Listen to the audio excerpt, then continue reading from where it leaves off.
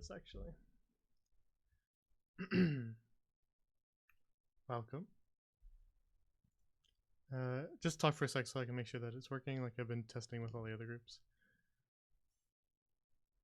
Hello, can you hear me? Yep, perfect. I made you guys a splash screen like the other groups, so Hey, just testing out. background.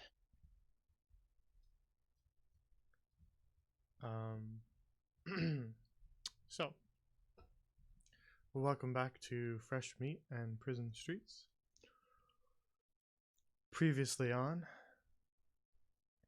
last session we took a little departure from our usual plans, and instead they decided to investigate the old manor in the shady side of town that looked abandoned. They'd gotten some warnings in the past that something bad had happened in the past in the old Cornell Manor, but a lot of the stories they got were conflicting, and a lot of them were sort of vague.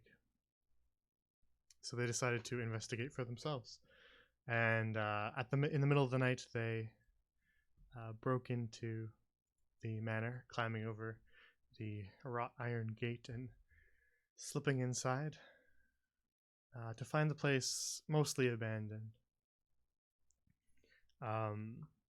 They looked around a little bit, exploring upstairs, finding a dining hall with several little cackling demons inside of it, which they fought and defeated.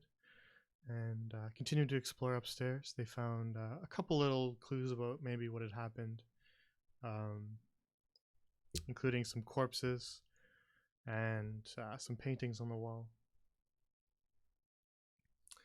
Then proceeding back downstairs after investigating the one of the bedrooms and the dining hall, they headed back to the foyer and looked around the kitchen, which had a trapdoor in it, which they headed down into the basement, where they found the remnants of some sort of ritual, it would seem, and a sort of flesh monstrosity that was seemingly impervious to any sort of damage that they tried to do to it, even if it was non-hostile. They did a little bit of investigation down there, decided that there was nothing more they could do, and decided to look into the library, which seemed to be kind of overgrown with vegetation. And they found some more paintings in there, one that appeared to be of the family that used to own the manor. And sorry, yes, they are. They are the group that started the carpet flipping trend.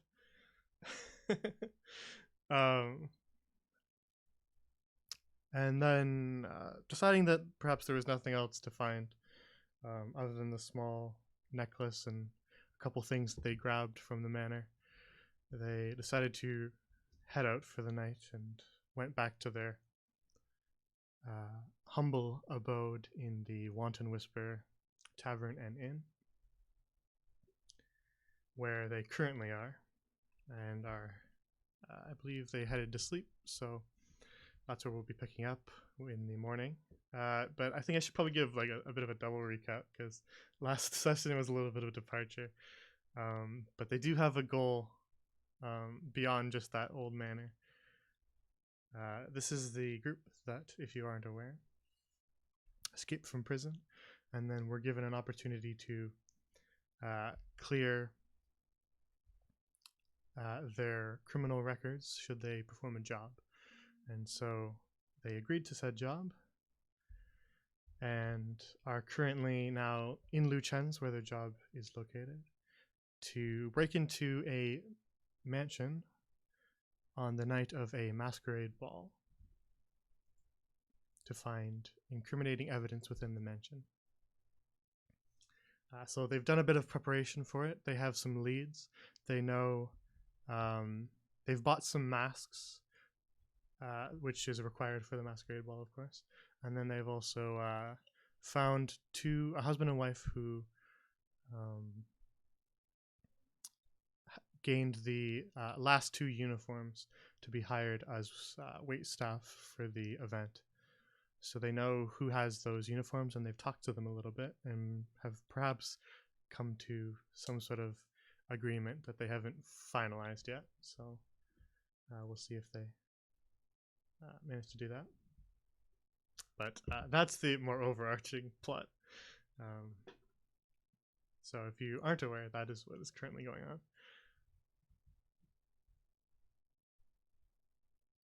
That was a recap just for you, sir.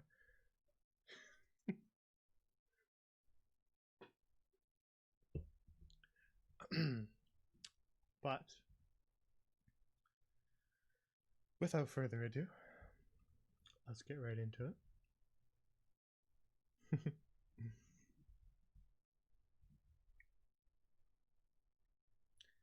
All right. Assuming it's a little more late in the day than normal because we were up in the middle of the night. Yes, thank you for reminding me. You sleep in without intending to, and when you awake, the sun has already long since risen. And rather than waking up at around 7 or something in the morning, you wake up more around 10, 11. So it's approaching midday as you haul yourselves out of bed, feeling a little bit tired from the previous night.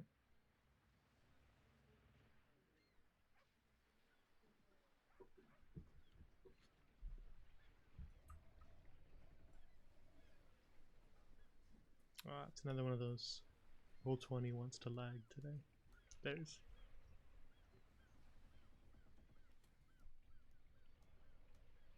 I'm a little slower than normal, being a follower of Brava to get up this morning.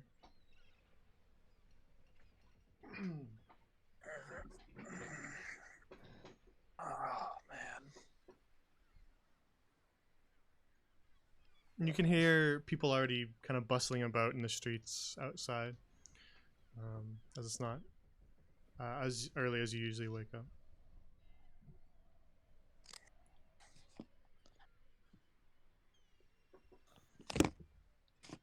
Man. I didn't sleep great.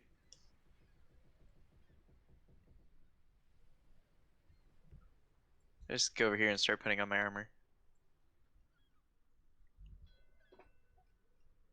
All right, you begin to gather your things up for the day.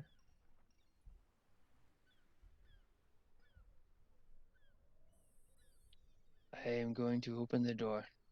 Come on, Betty. Now, Okay, if memory serves, the door is barricaded again, but you're able to open it as it opens the other direction. Betty just jumps over the cabinet.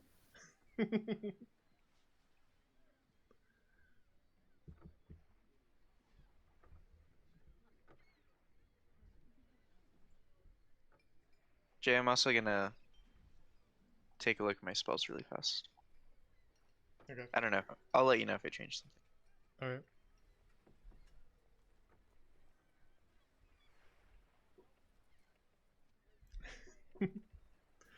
Before we go down, enjoy the day. You want to talk over what we want to do, since seems like we slept in? Yes, slept in. Betty slept fine. Oh, Well, okay. Perry, do you even need to sleep? The bartender downstairs said that elves don't need to. What do you mean? Betty just lays there, close her eyes, sleep. Isn't that what sleep is? I don't know. I can't argue with you. I don't know what elves do. I'm just gonna take your word for it. Yeah, great. Because, Betty was always told that sleep is when humans go to bed, close their eyes, sleep. Yeah, I mean, I'm not gonna lie. After last night, I'm willing to believe anything and not argue with you about that. So I was just asking, but yeah. Hey, where did Mr. Grumpy Man go? I don't know. I Probably take out got enough sleep. I take out the magnifying glass and I am going to look through the wall. All right.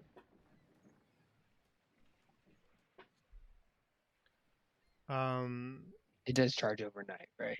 Yep. But you can see that it still has those hairline fractures from the previous day on it. As you spin the magnifying glass to activate it, and then hold it up to the wall to peer through. For a while, you just kind of stare at nothing for at least 10 seconds, and you wonder whether or not you just did this for nothing. And then something kind of flits right past your view very quickly. Make a perception roll for me.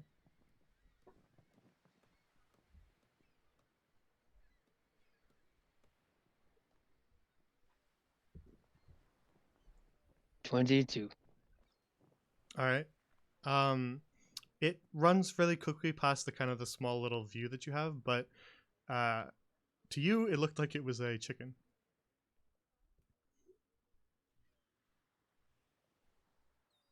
Was it like a in height a chicken, or was it a huge chicken the size of the dresser? It was no, it was like kind of below your knee. It was about the size of a chicken, and it looked like a chicken. So, I mean, both size and shape is what I mean. Weirdly enough, that makes me kind of hungry.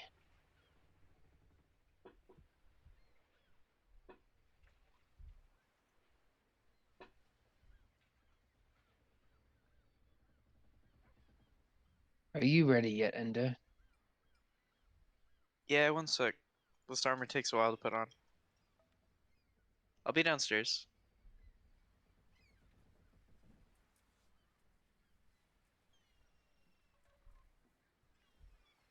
All right. I don't know about you, Fox. Excuse you? I said I don't know about him. He acted weird last night when we were down there. I mean, he'll open up when he does. If not, well, we'll cross that road.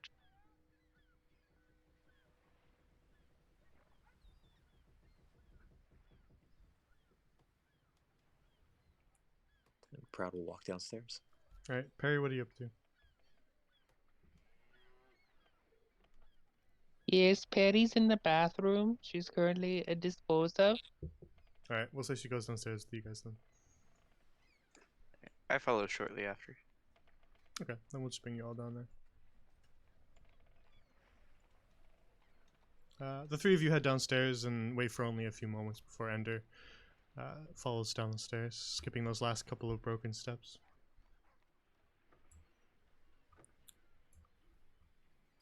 You find yourselves. Sorry, he's not sleeping anymore. Or meditating, sorry. The bar, as it usually is in the middle of the day, is pretty desolate. Nobody really wants to come and drink in the middle of the day, so it's just the bartender behind the bar.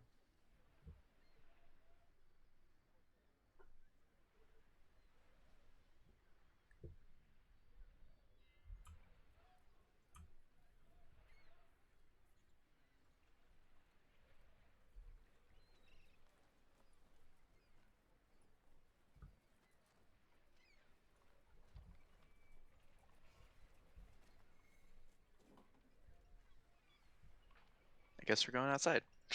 All right. You make your way back into the streets of the shady side of Lucent. The day's kind of started without you guys, and you see the occasional person kind of bustle past down the canals, down various alleys and turns as they go about their business for the day. Hey, Fox. Mm. Have you had a chance to talk to the people that we're supposed to be doing a deal with? I spoke with them yesterday when I made the deal. Okay, but yeah, we haven't gotten the outfits or traded or anything like that, right? No, that is correct. Okay. Do you wanna see if we can do that right now? Probably shouldn't keep them waiting any longer. Sure, we can go do that. You arranged a meeting for today, but I don't think anybody specified any time, so. Nope, not at all. Or location. Or location, but you do know where to find them.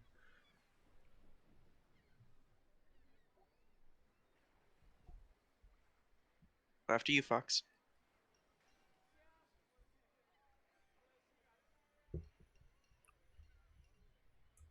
Alright, so you make your way through the shady side of town and you're heading towards the residential district then? Yep. Yeah, we're going to the inn. Alright, I can bring you right there.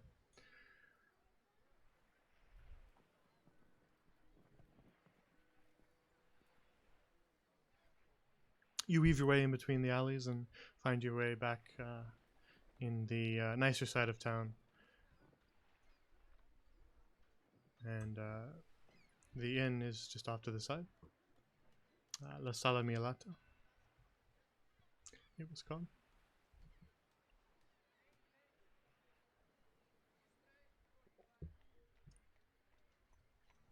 This side of town is much busier than the other sides. People tend to avoid the shady side of town, but this side has a lot more people, both walking the streets, across the bridges, and also occasionally drifting by in a small little boat down the canal. Here, Fox. Just in case you need an item here, you should take this. And I'll hand Fox the map that we have. I see.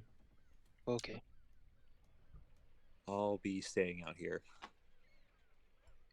Just to clarify, you're talking about the copied map, just so I'm 100% sure.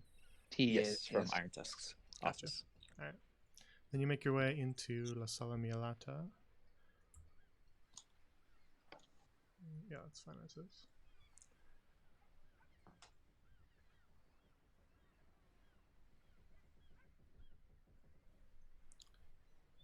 Where it too is relatively empty. There's a couple more people at some tables just because they serve food throughout the day as well. So it's a little more busy than the Wanton Whisper is. It's also a more upscale joint than the Wanton Whisper.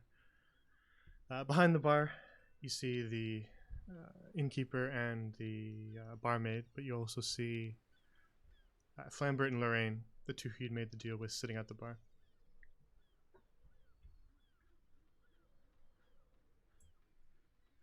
That's a little more accurate there. Or Fox, why don't you see if they'll come sit up here with us?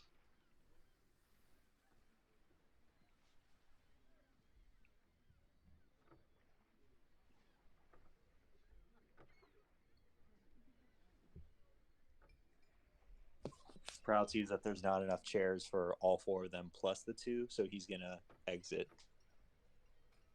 the Sunmila. You're exiting the whole thing? Yeah. Okay.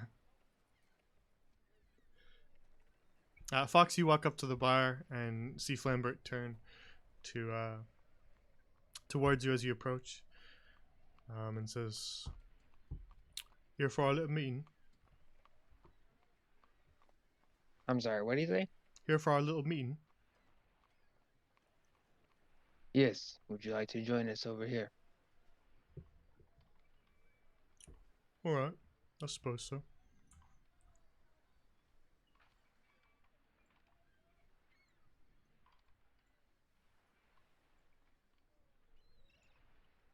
We'll just wait for them to take wherever seats they want. All right, they sit down at the table.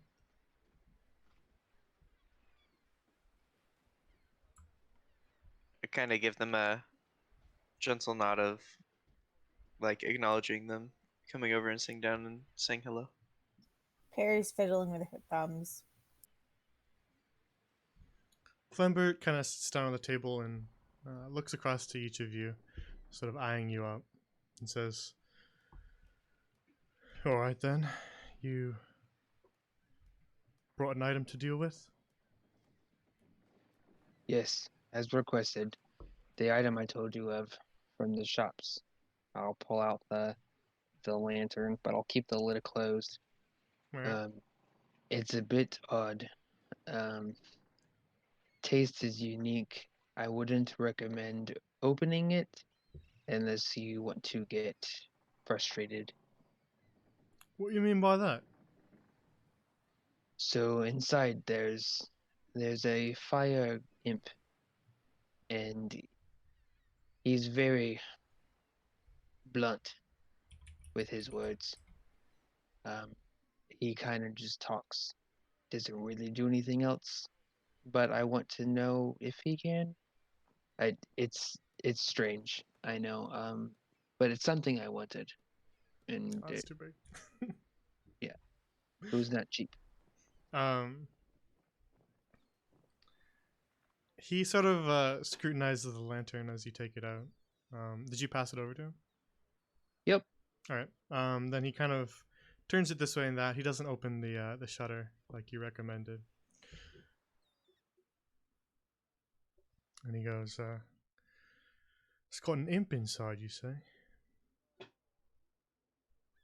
And that imp's not gonna get out and attack me, is it?" No. From what I've seen, he likes his home, and he prefers it in there. He won't bother you if you don't bother him, kind of a thing. I'll see. What exactly is it that makes this lamp so valuable then? Well, from what I've learned so far, it it's basically a lantern, but I bought it because I have a feeling it might have a greater use. A greater use? What do you mean by that? I just think there might be something else beside of it being a lantern. It's just a hunch. I could be wrong. I don't know. I'll see. You see him sort of exchange glances with his wife. The two look back and forth,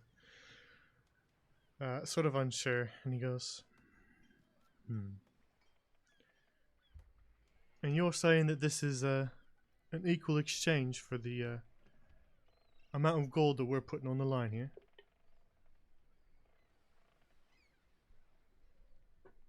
You don't lose the gold. It's We- going to you. We might. This is you asked for something of value, and this was something of value. Are you not satisfied? All I'm saying is that should you just skip town after, maybe you decided you don't like this lantern after all, something like that, then I'll lose all my gold and just gain this, which you're saying that there might be something more to it, but I don't know that. Mr. Fox's friend, I just wanted you to know that Mr. Fox over here actually sleeps with the lantern all hugged up in his sheet, so I'm pretty sure it's like very valuable to him. See him just kind of slightly raise his eyebrows. Really? Yes, no, really, he like never lets it out of his sight. He sleeps with it. He like talks to it, etc., etc.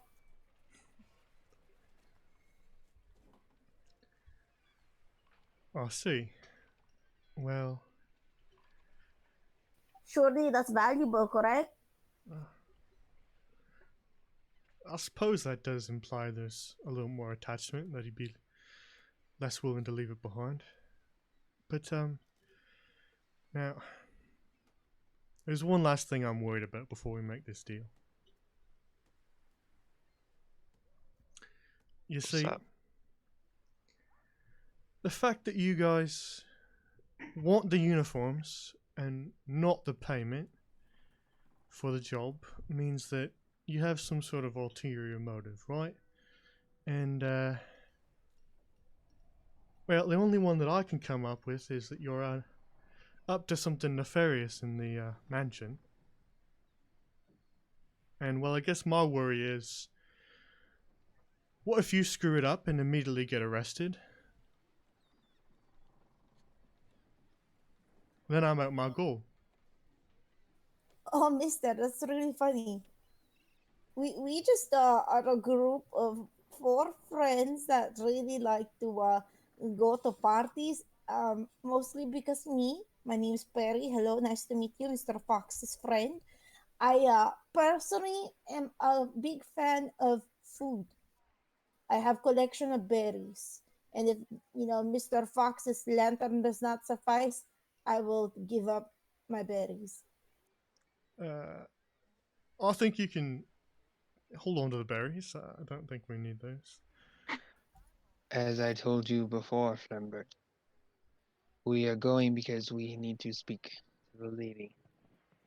And because of the food. Fox, make a persuasion check. With advantage because of Perry, sure. She is helping. Yes. Thank God. I don't want to roll this -1.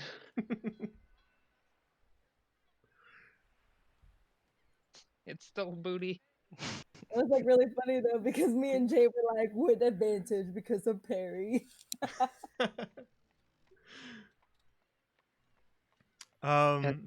He seems unconvinced that you are just there to speak. But he's not withdrawing any sort of deal. He says,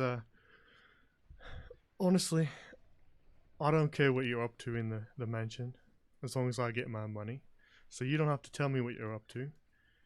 But all I'm saying is there's an implied risk there with you getting caught.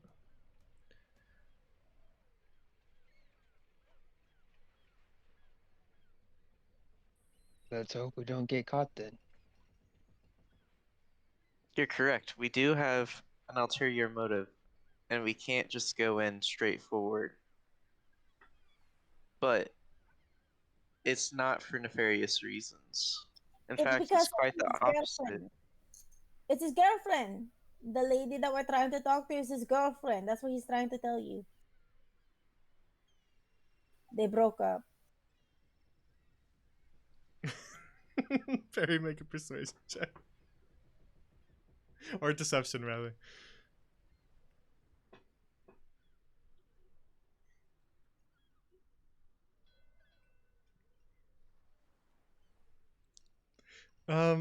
He doesn't exactly buy that story. Guys, I'm cackling right now. You can't even hear it. Ender just is quiet after that. Ender, he believes you relatively, but he doesn't buy Perry's story. He assumes that there's something that you're not telling him still. And you can kind of see that by how hesitant he is to immediately agree on the deal. Though he does seem like he still wants to talk. And he says, as long as you can guarantee me that this won't come back, should you get caught, should anything bad happen, not saying that you're up to any nefarious means, but should anything bad happen, this won't get traced back to me or my wife, right? You have my word and my honor. I have never gone against it, and I never will. He nods. You spoke a little bit about that before, so he kind of believes you, Fox. But he looks at the other two and says, and your friends? The last thing that we want to do is get you in trouble. They trust my judgment, and we don't seek to harm anyone or get them in unjust circumstances. I'll see. He pauses for a moment and then sort of lets out a long sigh after shooting a glance to Lorraine. You see her give a small little nod, Fox. And then he says, all right then. You leave the lantern with me, and Lorraine, can you go grab the uniforms from upstairs? And you see her go, yeah, all right. And she gets up from the table. and then you see her across the room and head up the stairs and disappear. And a few moments of waiting later, you hear the stairs creak again as she returns. She's holding a paper wrapped parcel that looks rather large. She's carrying it with both hands. She returns to the table and places it down in the center and says, here's the uniforms then. So I have a quick question. Were you guys given any instructions to meet at the mansion at any point, or like, was there a day of preparation or anything like that? Well, I'm afraid you've already missed the day of preparation, but it was really just a quick brief, so I think you'll be alright.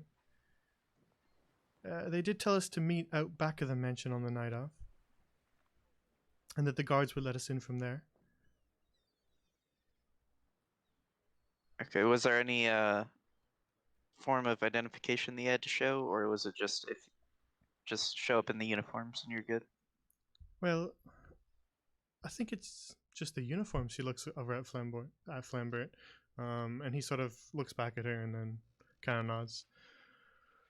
Yeah, no real identification. I think the uniforms themselves are the identification. And do they have a mask that's attached to them? No, the waitstaff don't wear masks, just the guests. Okay. But we've only got these two uniforms, and there's three of you here, but I could have sworn you had a fourth. It's okay. We only needed 2. We didn't have enough masks, but I appreciate it. We will see you that same night or the morning of. I don't actually know when they pay you, or us in this case. They should pay you on the way out, and then we'll meet you the morning after, right here. That sounds good. Thank you, Flambert. Thank you, Lorraine. One last thing though, these uniforms were for us, so one of them is a butler's uniform, and the other one is a maid's uniform, just so you're aware. Good to That's know. Good to know. Thank you. Alright then. If that's all, then I suppose we'll be seeing you later. Have a good rest of your day here. We'll see you soon. I suppose we will.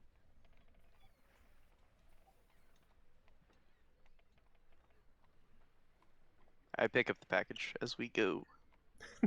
I would assume you had. just making sure. I'm not gonna. Just making sure, man.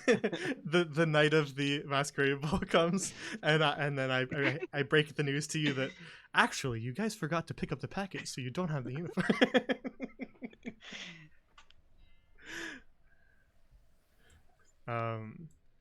But yeah, you pick up the parcel. It's wrapped in paper and tied with twine, and carry it off with you as you exit La Sala Mialata, leaving Flambert and Lorraine at the table behind you as you leave. Now, Proud, what were you up to outside? Were you just waiting? Yeah, no, I was just waiting because since I was the one that kind of forced the door open when we last saw them, I felt it best to not be there, especially since there was only 6 seats. All right. Then eventually, after around maybe 8 minutes, you hear the door open with a tiny little bell that's hanging above it.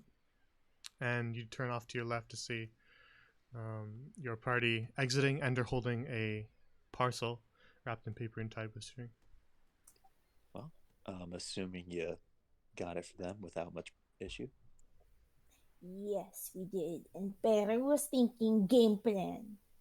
We Foxy should and talk Perry about this go to later. the party. We'll talk later. Don't need to worry about that right now, Perry. Why? Why are you so grumpy? It's a party. Why is nobody excited but me? I think you're the only party person. It's for the food.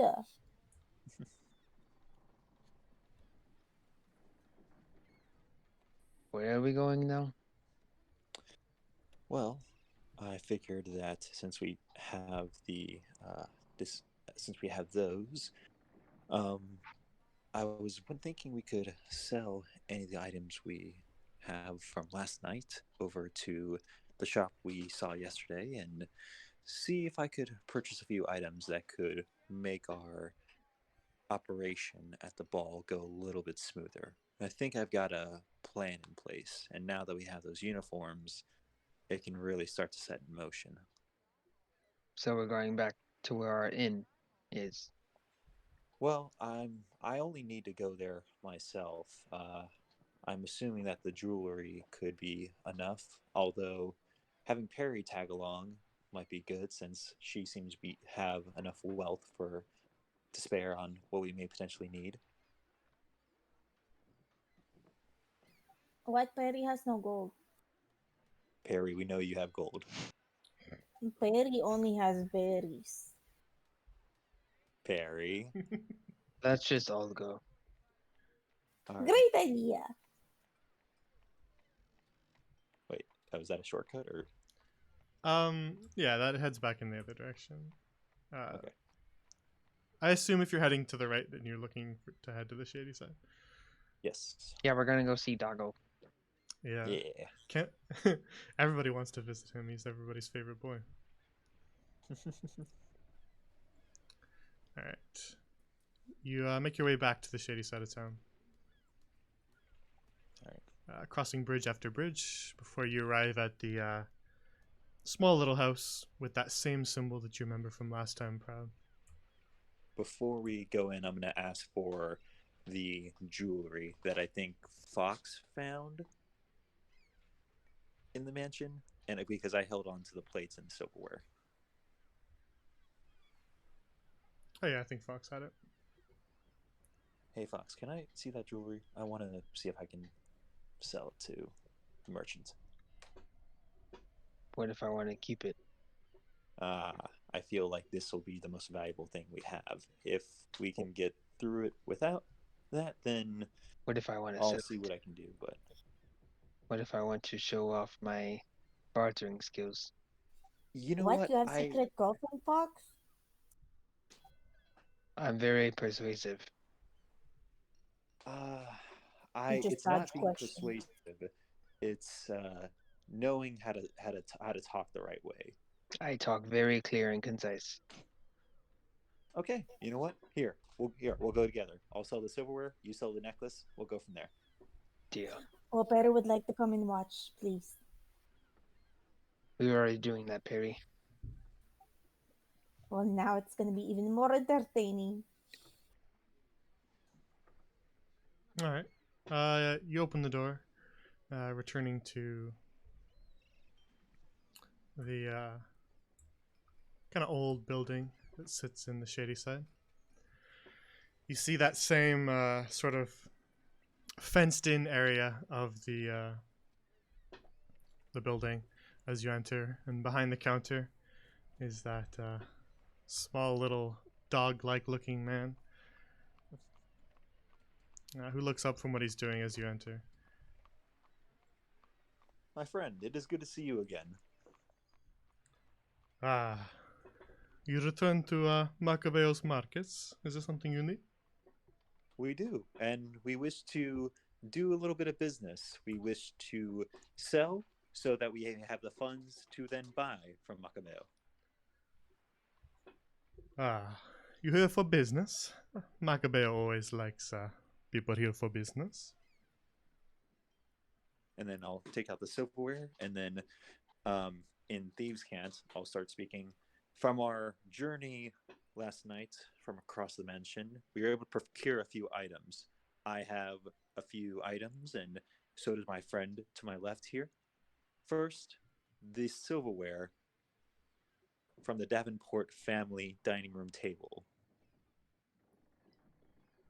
guarded by demons in the middle of the dining hall. I take out the ceramic plates as well as the silverware. Davenport, do you say? Haven't heard that place called that in quite a while. You sort of pass the silverware. There's a small little section of the sort of grate in front of you where you can pass items through, and you kind of place it up against there so that he can examine it. You see his little paw grab a one of the knives. He pulls a small little kind of telescopic monocle out of his pocket and begins to examine the silverware closer as he talks. He says, most folk around here, they just call it the Old Cornell Manor. I haven't heard the name Davenport in quite some time. Interesting. I saw nameplates of both families in there last night. I see. Well, word on the street is the Davenports owned the manor before the Cornells. Cornell bought it for a bit of a lowered price, seeing as it was abandoned after the Davenports. As he continues to sort of inspect this silverware. You see him sort of scrutinize it for a little bit, and then the last thing he does is he just sticks his tongue out and licks it slightly, and goes, "Yep, that's authentic. Now let me see. I can give you 15 gold for the full set." That is a fair deal. I accept that. All right, and we'll say you came across it while you wandered the streets. Just found it on the ground, yes? Yes, of course. Good. And now you have something else for Macabeo, or you want to purchase now? We do. I break out of thieves' cant. Fox, he is ready to see what you have now. I found something that I want you to appraise, and I'm going to hold out the locket in front of the grate. All right. I can appraise it for you. You find this also on the street. He gives you a little wink.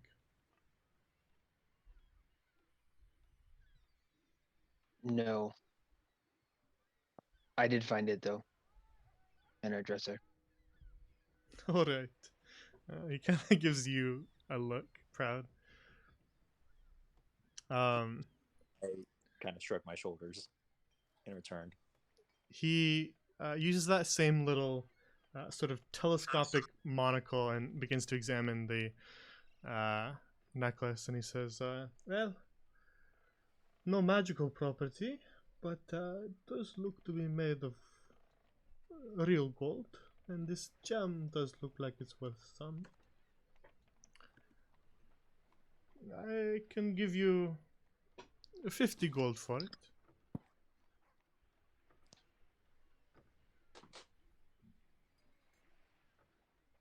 I have a question for you, unrelated. Yes. What do you want to know?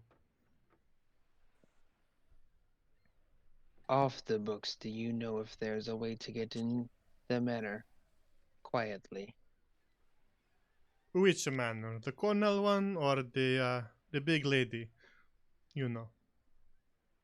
The big lady. Well, there's a few ways. You could, well, it's past that time, but you could have got yourself hired as wait staff. I'd say the easiest way to get into the manor is the masquerade ball, but you'd have to be on the guest list. Is there a way to get your name on the guest list? Well, you stand before a master at forgery. So if you provide Macabeo with the guest list and what it looks like, perhaps some sort of view of exactly what it looks like, I can forge your names right on there. Or I can forge fake names, whatever you want. Is there any other way inside? Maybe like a Well, servant tunnel. I don't know of anything like that, really. I haven't heard any whispers about that. And Macabeo usually does hear all the best whispers.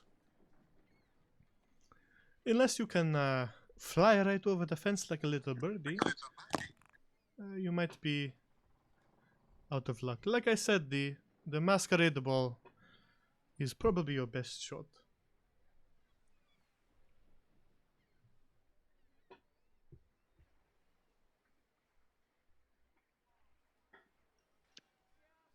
I will leave proud to take care of the rest. Thank you. In Thieves' Cant, I'll say thank you for the information. I'm curious. Do you know where we could procure the guest list? Hang on. Fox, did you take the necklace with you? No. Okay. I would have given it to Proud. Okay, just checking. Oh, first business and then pleasantries. Of I'll course. sell the necklace for the 50 gold.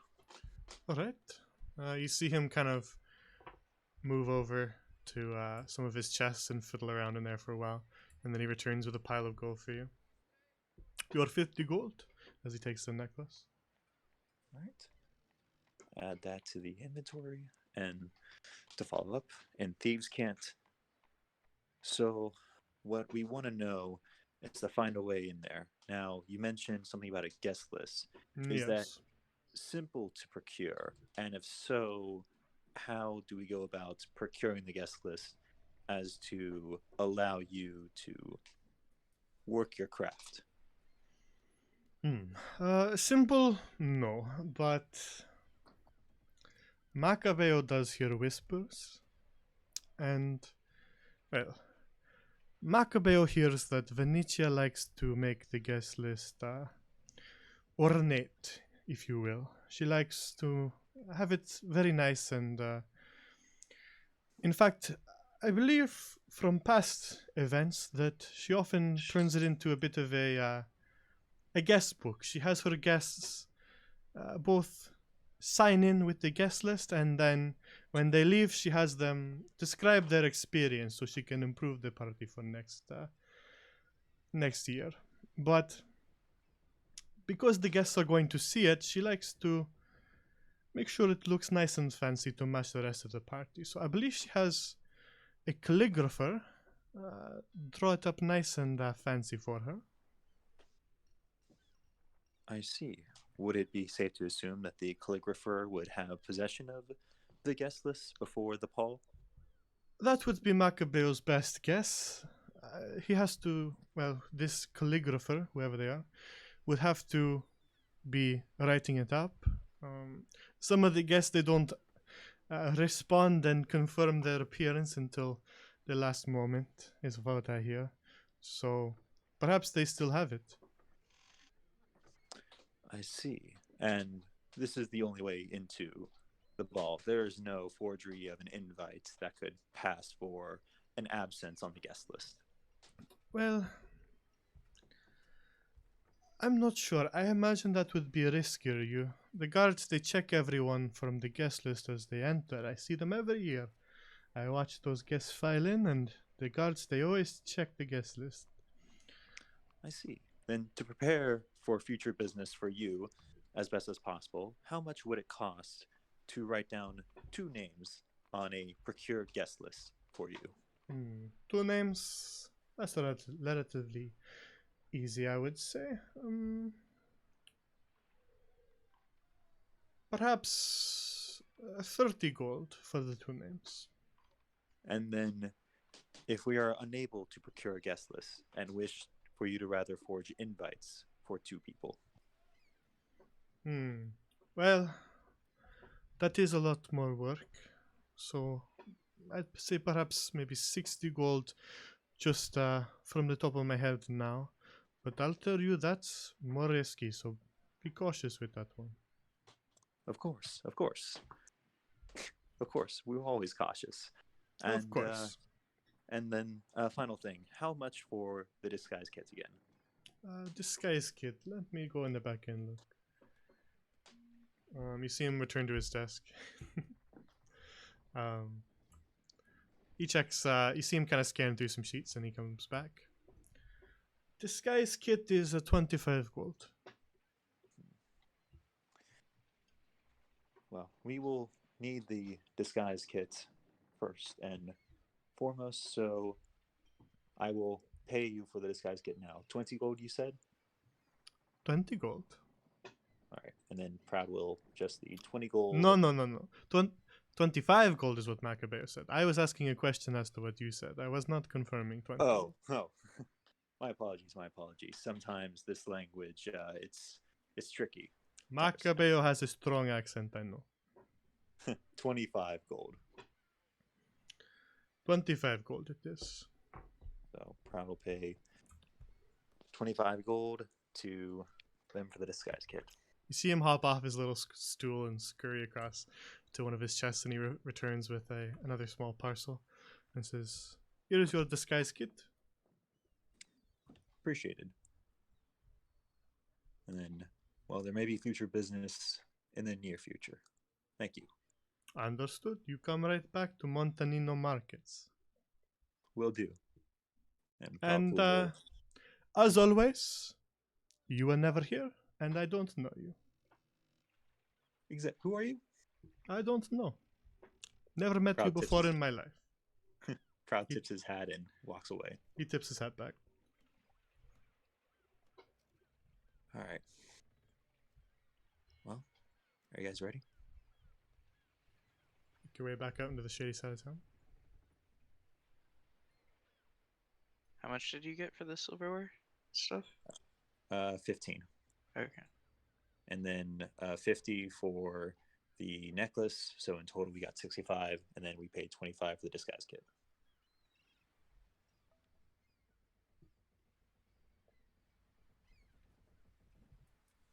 So I've got 40 on me right now.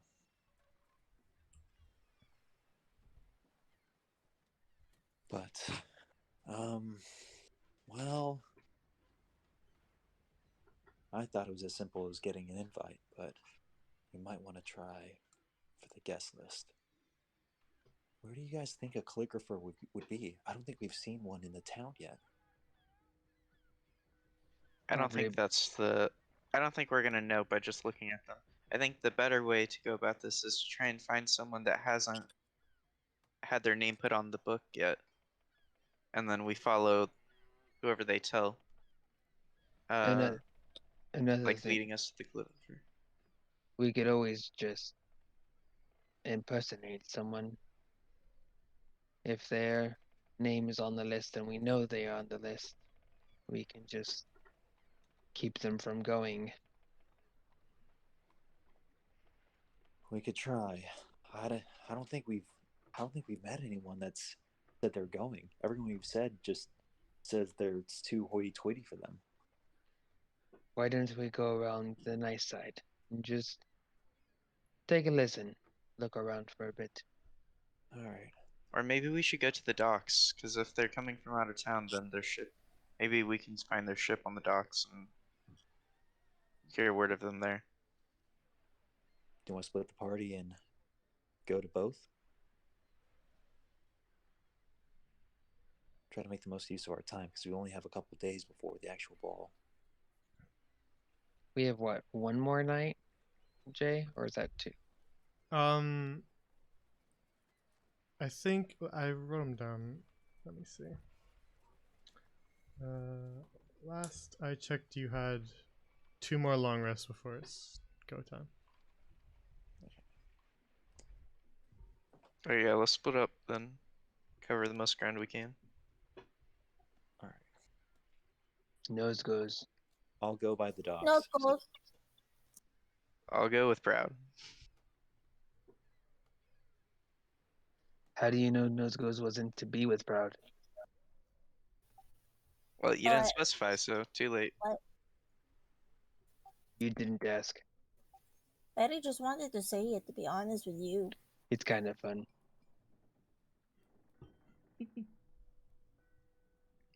All right. So one group is heading to the docks, and the other two are heading to where? The Noble District, like where the manor, We are going to same the area of the manor. because we knows Ghost. Okay. Perry and Fox are going to the docks. No, other way around. Nope, Oh, the other nope. two. I sorry. knows Ghost. Nope, you're right. We're going to the docks. Everyone's just gonna go to the docks. I'm just gonna let you With guys tell me where. with miscommunication, everyone's who's kind of going eyeing each where? other up as they both turn the same way. Proud and Ender are going to the docks. I Perry guess and you're Fox gonna are meet going us to the there. Noble. Okay. Let's go. Here first. As you both have to pass through here anyway.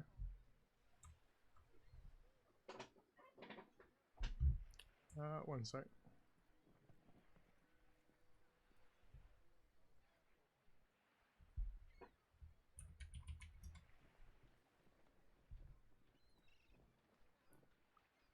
Okay, so you make your way out of the shady side of town, back towards the residential district, which is where you part ways. Some of you head towards the Noble District, and some of you heading towards the docks. Are you guys really going to the docks? Who's going where? I'm really going to the docks. Alright, we're all going to the docks, unknowingly. Alright, let's just not split the party then. You guys can all just go to the same places. We're Okay. racing. I told you he knows the Ghost. Wait, Ender, did they just go to the? Oh my gosh! Oh, Seneschal. Alright, one sec. Too funny. Wait, why did we Wait, stop? I'm with the wrong partner. I know, it's because that was the last group that you guys Yeah, visited. the This is fish better. market, Perry. The fish markets. Alright. You make your way back towards the docks, both groups heading towards the docks. Oh my god, guys, fancy seeing you here. Why the hell are you here? Wait, I said What? I was going to the. I said I was going to the docks. What do you? What, I didn't hear I- that part. You said we were going to go two places, and I knows No, Ghost. we said nose goes. Nose goes means you hold your nose because the dogs are stinky. Nose goes. I like that. Perry's right. We won. But then, but you said nose goes to the docks, and then you came to the docks. Right. You knows Ghost for that specific place. look, Yes, I nose wanted- goes is stinky. Yeah, I I never wanted to said go to the don't. docks because I Because was you're a likely to fishman? have some. Did you miss the rapport with water? any ships that were coming in? Ender Because walks. there's water everywhere, Ender right? just walks away and starts going to the Noble District by himself. Fine. We can Does leave. any? Do one of you two want to go with Ender, or do you want to stay here? I'll go babysit Ender so that way he doesn't go flirt with any more girls. Wait, Good Perry. idea. Perry, wait. Check on him. Make sure he feels okay. He was a little weird last night. What? We're all a little bit weird, so I don't understand. He was a little upset about the books. Just be mindful of that. I know it's a little weird saying to you, but try to cheer him up. What? Okay, bye. I don't know why I try with her. You seem to have the best chemistry with her, so. You I seem to hate speak people. Perry. You seem to speak Perry better than any of us, anyways. I told you I speak very well. I'm to the point. Now, where are we going? I've never Yeah, been here. very well. Well, I feel that we see if any ships are on the horizon, or if anything is new since we last came here a few days ago. See if any ships are anchored in. Maybe we can talk to the captains, seeing who came on, and seeing if there's anyone that is planning to go to the ball that's arriving into Lucens, since this is likely the harbor that has the most traffic. I see. I'm going to go post up and people watch. Probably do the same. Probably look around. All right. So around you in the docks district is mostly sailor types, kind of frequent this area. You see less of the more kind of commoner types and more people who look like seafaring folk walking around this side of town. Occasionally, you'll see people stop by a few of the different stalls and purchase some fish from the markets, and then move along on their way. As far as between the two of you, Proud, if you're looking kind of off into the ocean, yeah, you can Yeah. see a couple different vessels here and there. Most of them appear to be sort of fishing vessels, though.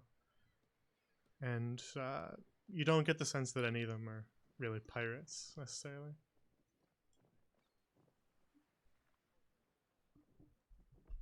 Occasionally, Just kinda, yeah. Sorry, good. occasionally they'll sort of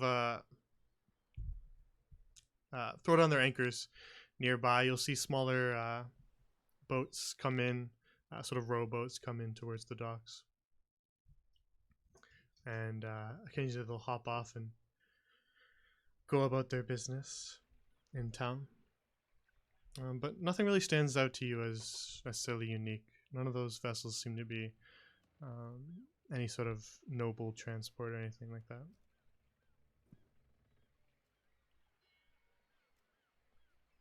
Damn. Just too many hardworking people. Don't need any of them. Yeah, I would say from the atmosphere, you've been here several times now. From the atmosphere of this side of town, you don't get the sense that nobles necessarily frequent this area. They the fishy smell that sort of lingers in the air, and the sort of more nautical and seafaring types that hang around are definitely not noble crowds. Probably will look at Fox to see if he's found anything and just kind of shrug his right shoulder. Fox, are you looking for similar things or anything else in particular? Fox is actually, his eyes are closed, and he's listening for conversations that might talk about a calligrapher or just arriving in town and excited for the ball or need a mask. Just some of those keywords hinting towards that. All right. Most of what you hear is, "Oh yeah, big hole today," and things like that. Mostly discussing business, mostly discussing nautical things. "Oh yeah, just had it repaired the other night," things like that. Discussing mostly that kind of direction. You don't hear anything about calligraphy as you wait for a while in this side of town.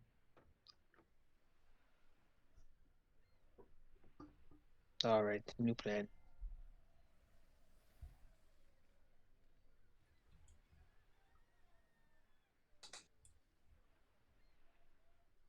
Excuse me.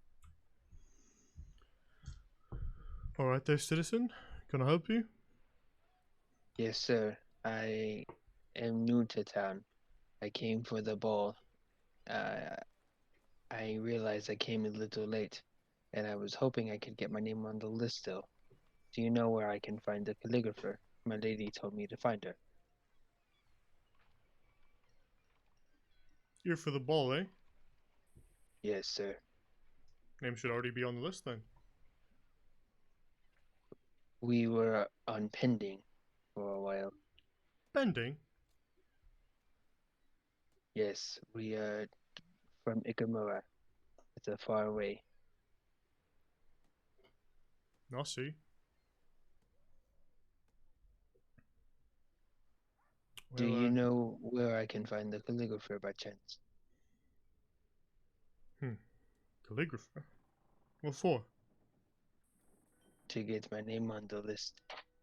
so I can be official. Well, I'm not really on guard duty for that sort of thing, but you talk to the guards up at the manor if you're looking to speak more about the masquerade ball. I see. Thank you. I'm just on duty in the docks here. Got nothing to do with that. I understand. I am sorry for disturbing you. No worries. You have a nice day now. You as well.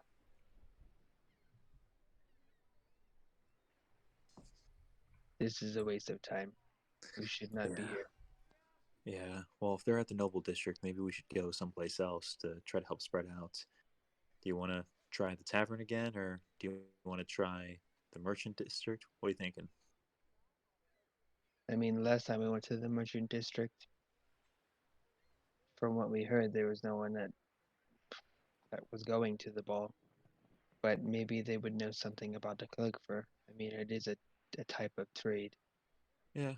I was also thinking that rich people, people who might get invited to these type of things, are interested in buying things, and well, where else to go to buy things than where all the shops are? Very well. Let's go do that then. All right. Alright, we'll return to you guys later, but we're gonna go up to the Noble District now.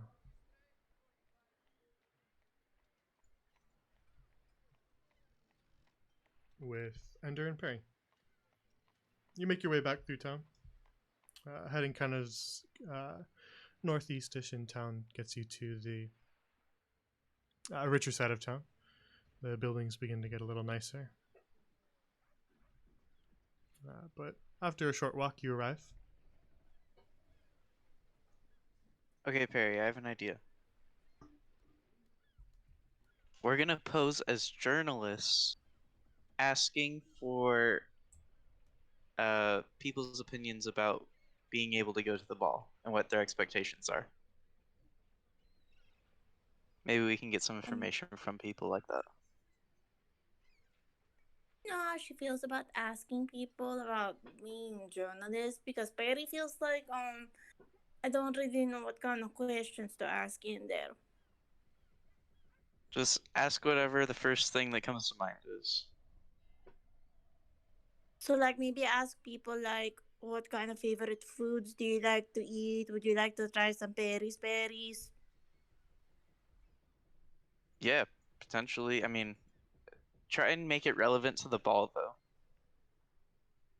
Oh, I see. Okay, well, maybe yeah, you can take the lead and then Perry will just follow. Okay, sounds good. Okay, great. What is this person over here sitting on the bench wearing?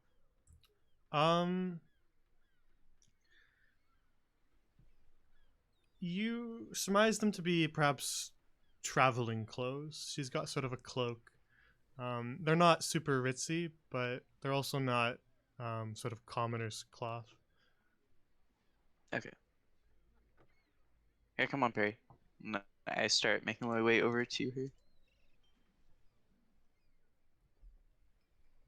Oh, hey Jay, just to let you know, I'm on my voice on my phone because for some whatever reason my laptop decided to die on me and then restart and update.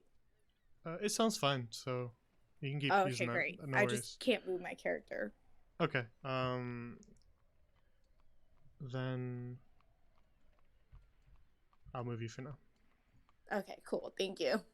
I'll just assume that you're following people and just tell me if you want to go somewhere else, okay? Yeah.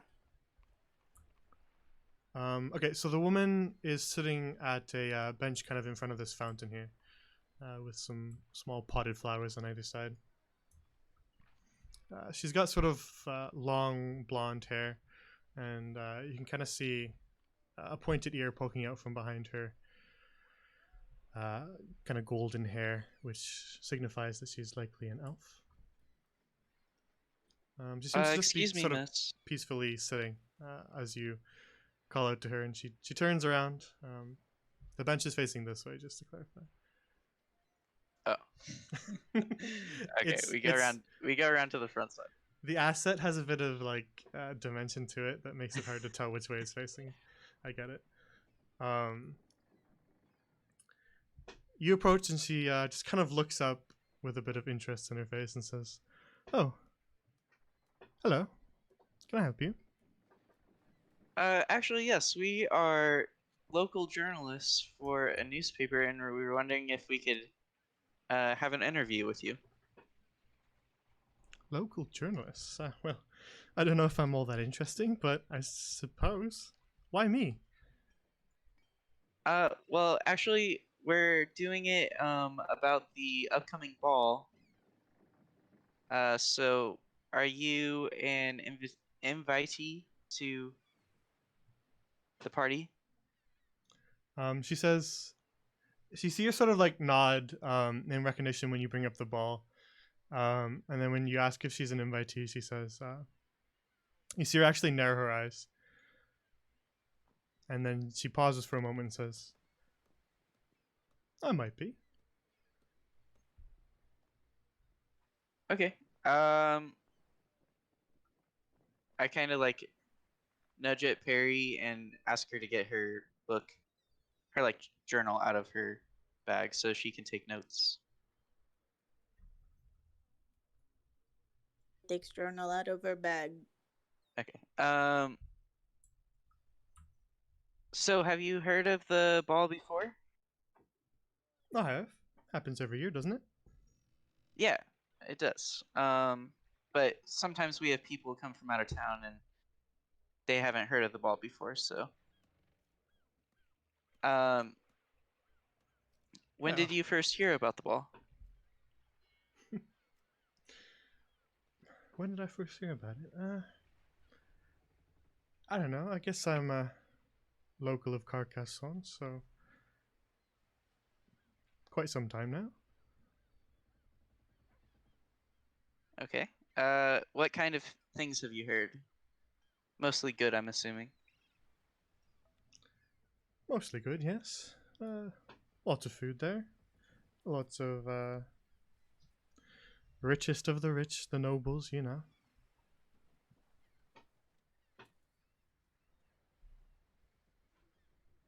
And what kind of food have you heard about being at the ball? All sorts, really. They bring in nice chefs, and they have usually a rather exotic display for those with more refined palates, I suppose, is the reasoning. Okay, when she narrowed her eyes when I asked her if she was an invitee, is that because she's like suspicious? Or like can I roll an insight check to roll insight to determine why she might have been able to do that? We'll roll a retroactive insight, and I'll give you kind of what feeling you got from her narrowing her eyes. Okay, I got nothing. I rolled a 2. Okay. Unlucky. You saw a reaction in her face, but you're not quite sure what it meant. Okay.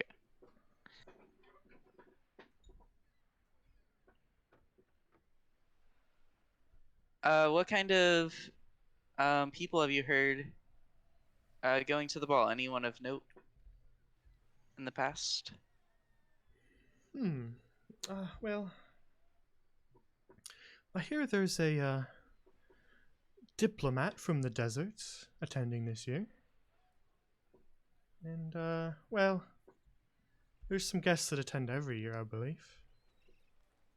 Not really my crowd, but most folk know that most folk know that the Contare and the Contessa attend each year.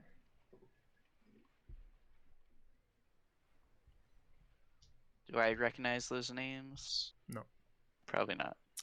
They're more titles than names, but you're probably pretty unfamiliar with that title. Okay. And Perry as well. What kind of entertainment have you heard of being at the ball? Well, entertainment changes usually from year to year. but I've heard a few whispers this year about who might be attending.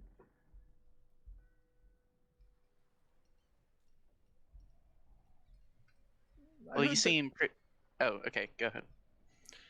I heard that there was a rather famous bard attending this year, actually. Oh, really? Marzia Lamatia, the famous harpist. There's whispers that she's attending. Okay.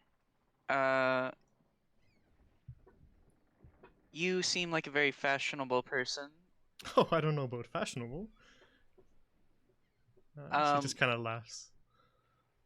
What kind of I don't know, fashion have you heard of being at the ball before? Is it like themed or anything like that? Themed, not really the right word for it. Well, of course, each guest has their mask, and that's usually the centerpiece of their outfit for the night. But they often have rather ornate-looking dresses and frocks. They're the nobles, after all, so they like to show off a little bit. That makes sense. Occasionally, you'll get someone with a more themed costume. They'll dress up as something specific, but again, it's hard to predict those sorts of things before you see them. Yeah, and I'm sure people coming from overseas want to show off their own taste from their nation their culture, or whatever. Yes. Yeah. Often, yes, overseas diplomats and the sort will have their costumes sort of reflect their culture. That's pretty typical. Perry, do you have any questions that you can think of?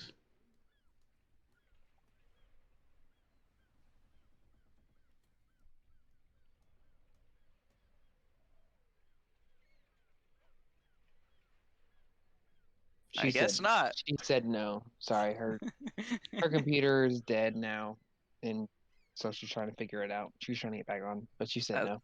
Okay. No, I said no. Well, thank you for taking the time to talk to us. We appreciate it a lot, and this should help a lot with our article that we're writing. Oh yeah, which paper did you say that you worked for then? I'd love to read the article that features me in it, of course. Have I seen a local newspaper since being in the city?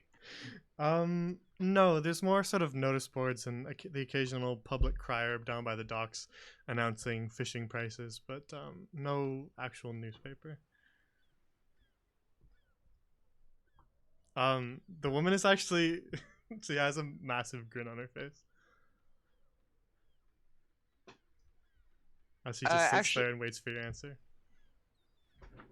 Actually, it's less of a newspaper and more of a personal piece that we're going to be posting on one of the news boards.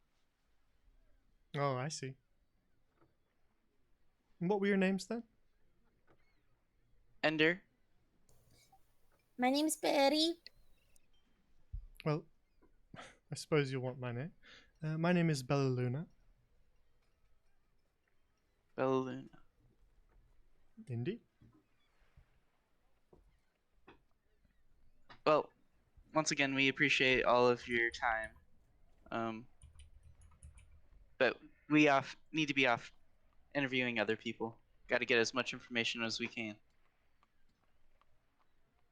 I see. Well, I won't keep you any longer. Bye, fashionable lady. Oh, thank you. Have a nice day. Okay. Well, I think that went decently. Define decently, and Well, we got a name that's going to the ball and the harpist. So it's kind of what the goal was, right? I guess we should probably go talk to some more people. Maybe this time, Perry can lead and ask questions. I feel like I got it now. Okay. Great. Which way should we Do go? you want me to take notes while you ask the questions then? Yeah, you could take notes. Okay. I kind of reach out my hand for her journal. Perry walks away quickly. All right, where are you heading? Where there's people. Yeah, do we see anyone else in the Noble District? The Noble District isn't incredibly busy, as people don't usually kind of linger around there. So there's probably less people here than there are in the other districts of town. Okay, we'll start heading towards the markets. Sounds good. Can everybody meet up then?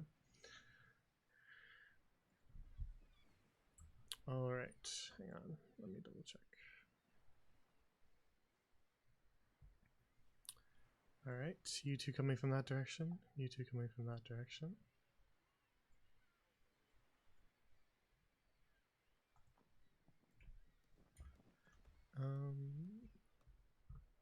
We can get rid of that.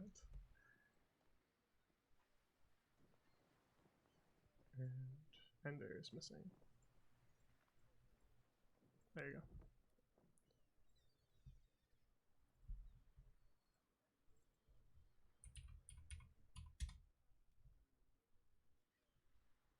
Okay. All right. So as you head from the Noble District back towards the Merchantry District, you see kind of across the canal and down the street, Fox and Proud also heading this direction from the opposite side of town. Well, we got nothing. What did you guys get? We got one name. It's Good name. a bard that's coming into town, specifically a harpist. She's going to be performing as entertainment. Oh. But we don't Uh, know the calligrapher. No, unfortunately, we didn't get that kind of information. Damn. Okay. Here. Maybe we can ask the merchants if they know who the calligrapher is. Fox, you know the blacksmith pretty well. Maybe you can ask him. Ender, you'd probably be best with someone in the apothecary. I could ask someone in the oddity shop since I've bought from them, or unless Perry wants to. And Perry would like to last go week- speak to Mr. Osvaldo again. Okay, yeah, you can You go to could go- Osvaldo. I can go to the lady with the Mask. masks. Yeah. the mask. I can go to the mask merchant if she wants to go to Osvaldo. Okay. All right. Freshman brick. Oh wait. All right, Brassian brick. Brassian brick. Everyone's walked away already. We'll cover Perry first. Perry, you open the door to the dusty old antique shop and see Oswaldo, the small little gnome, speaking with the much taller Alida. As you enter, a little bell rings as you walk into the shop, and Oswaldo looks over and says, hello then again. Back for more business. Hello, my fellow treasure hunters. This is I, Perry. Were you looking for something in particular today? Actually, yes, Mr. Osvaldo. Perry wanted to go to the party, and my friends were being like, oh, Perry, you cannot go to the party, blah, blah, blah, blah, blah, blah. But Perry was like, Perry, will get invited to the party. Do you happen to know who writes the invitations to the party? His name is Mr. Calligrapher. Well, by party, I suppose you mean that the masquerade ball that's happening in a few days. Yes, the party. Well, writes the invites. Well, I don't think that whoever's writing the invites literally is the person who's inviting everybody. I think you'd be much better off getting the invite from, the lady herself. She's the one who invites her guests, after all. You know anyone who's friends with the lady? Perry likes to make friends, so you think maybe she can invite Perry to party? Well, I'm afraid you might be a little bit too late to get an invite if you're looking to do it only 2 days before the actual ball. She usually invites nobles, the rich from the surrounding towns, and people that she's been friends with. So if you aren't friends with her, I suppose you're probably quite out of luck. Well, that's a bummer. Peri can make friends with everybody. Like, maybe you know where she hangs out. Maybe she goes to park, or maybe like fancy restaurant. Maybe Peri can go in there and maybe share my Peri's Peris. Well, if you mean the Lady Venetia, she mostly stays in her manor. I imagine she's quite busy with preparations. Oh, well, that's a bummer. Okay, so you don't know Mr. Calligrapher Man? Uh, hmm. Calligrapher.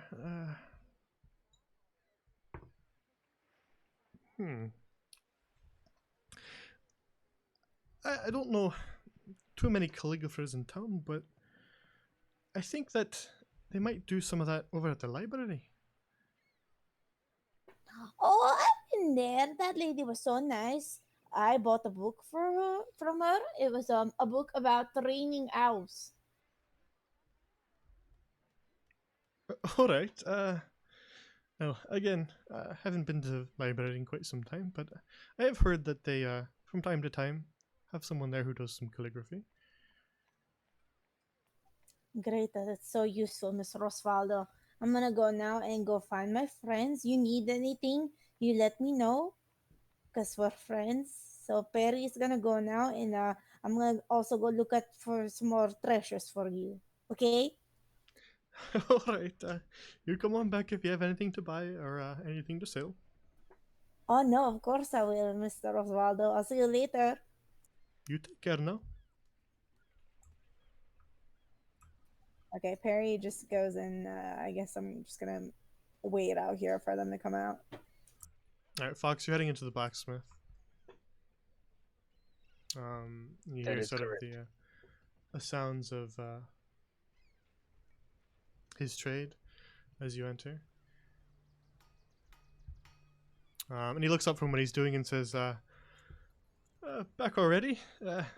I'm not done yet, but I'm getting there." Actually, I came and had a question about something else. I realize All that right. this is your trade, but I was wondering if you are familiar with any of the others around the markets who deal in calligraphy. Huh. Well, as far as in the markets, in the markets here, I deal from time to time with the general store trader. Corbin is his name. Usually just buying this and that. Nothing too major. You say calligraphy? Yes.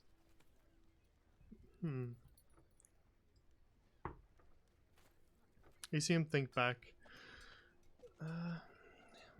No, it's not something that I would really need, so... no, I can't say I know anything about calligraphy. I understand. Before I go, do you need any of my assistance? I can always come back. I just need to meet up with the others for a moment if you need me. I think I should be alright from here on out. I see. I will, I'll come by after the ball and just kind of see if you could need anything else. Alright, you come on back, and eventually it will be ready for you. Eventually, yes. Thank you. Have a nice day. You too. Alright. Proud. You enter the empty-looking mask shop. I have no memory of what this lady's accent was. This is so long ago. Pretty sure it was Dwarvish. Just talk like Russian. It was probably something like that. She just goes, "Oh, welcome." Oh God, that is Dwarvish. That'd be more the guy a little bit to the Norse voice, but How'd she get so swole? she says, you're back then." I am. I'm not gonna lie. I'm curious. I thought I purchased the last thing. Are there other things you sell for the shop to remain open?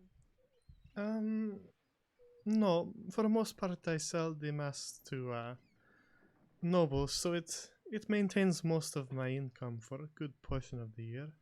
I'm making some more masks, but I'm afraid I don't have anything to offer right now. Is that all you wanted? That's not trouble. No, I didn't need any more masks. But I was curious if you knew more about the ball. I know you mentioned that you didn't go and you didn't have any interest in it. It seemed, I think, by your own admission, it wasn't your scene. Not my scene, no.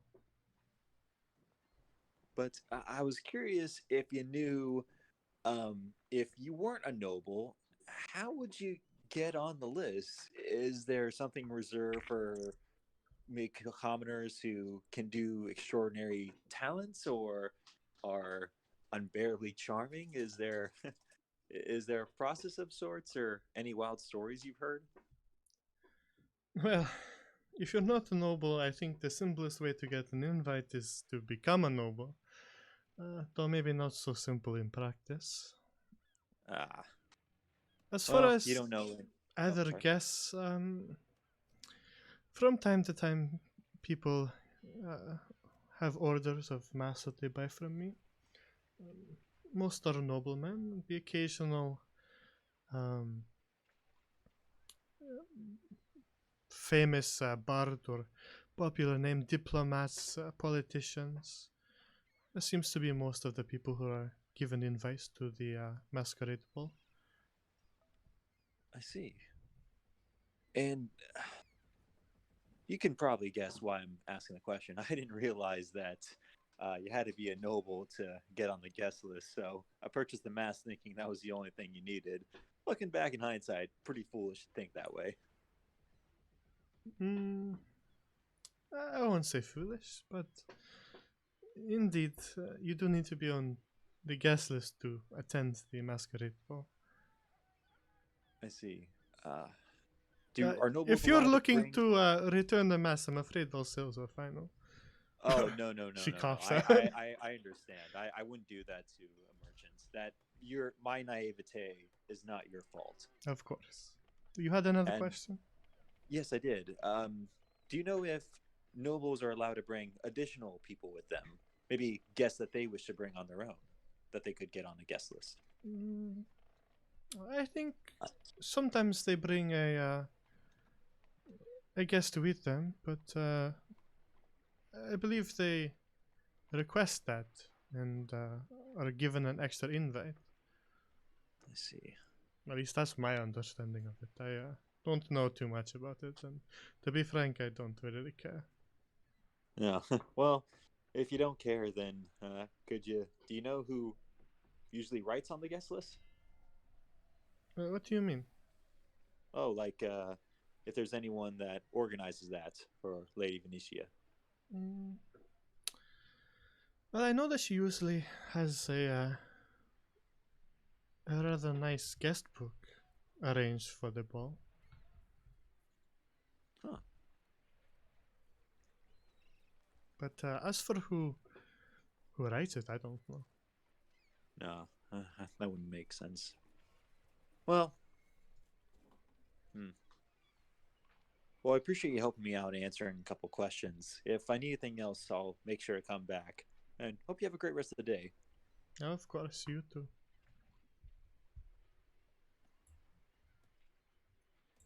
Nothing. All right. Ender, you are heading to Rosita's Remedies? Yep. All right. She's behind the counter as you enter, and she says, "Oh, welcome, friend. Here to buy?" No, actually, I'm not. But you were so helpful the last time I was here that I had a quick question for you. Ah, well, hospitality is my speciality. What do you need, friend? Well, you see, my mother's birthday is coming up, and I was hoping that I could get a card made for her. But my handwriting is pretty terrible. So I was wondering if there was a calligrapher in town that I could ask to have commissioned the birthday card for her. Dedicated calligrapher? No, not that I know of. Although, I have heard that one of the girls at the library does that. So you might want to ask around there and see if she'll, you could hire her for some assistance. Okay, thank you. That's very helpful. Happy to help. Nothing to buy here?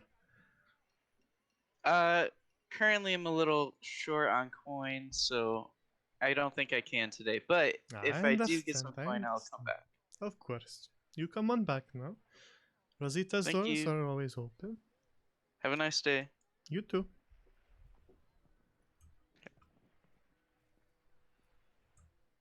Alright, Ender, as you leave Rosita's Remedies, you see your other compatriots gathering on the other side of the square.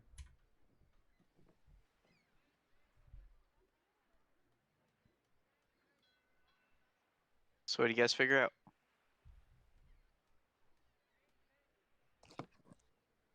That the masked lady opens her shop even though she has nothing to sell.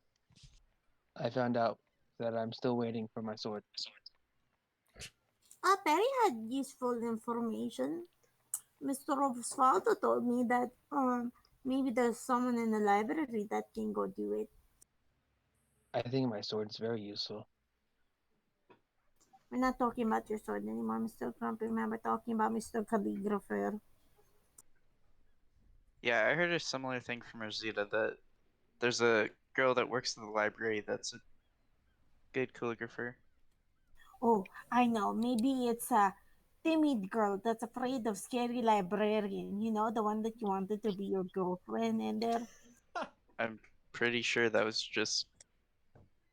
Yeah, let's just go check.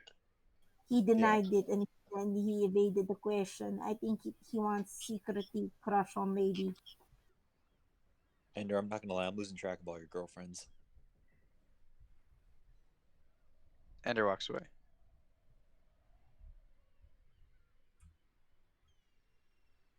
We should have him talk to every girl from now on. He seems to have a way. I mean, you kind of missed it earlier. He was like trying to tell this lady, "Oh, you're so fashionable, lady. You have any fashionable advice?" And I was like, "Is Ender trying to flirt with this lady?"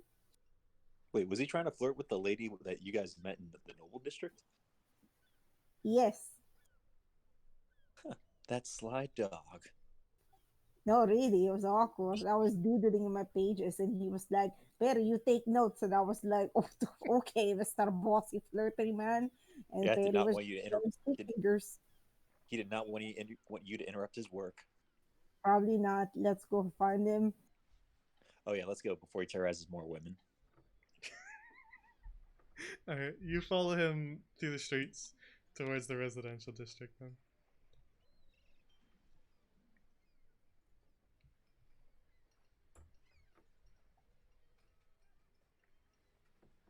Off up in this corner.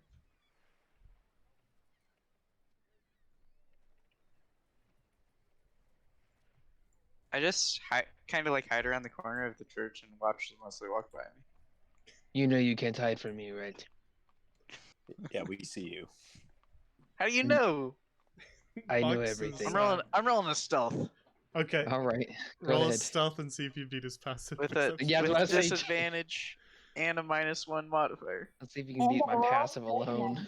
I rolled a 6. We're all staring at you. My passive 16. You guys hear him sneeze as you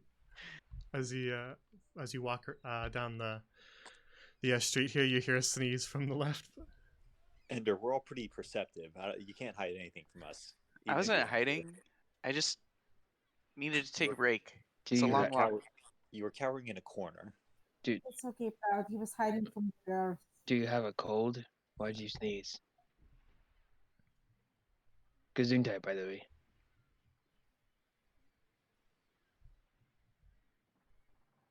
All right, you make your way back into the Luchen's Public Library.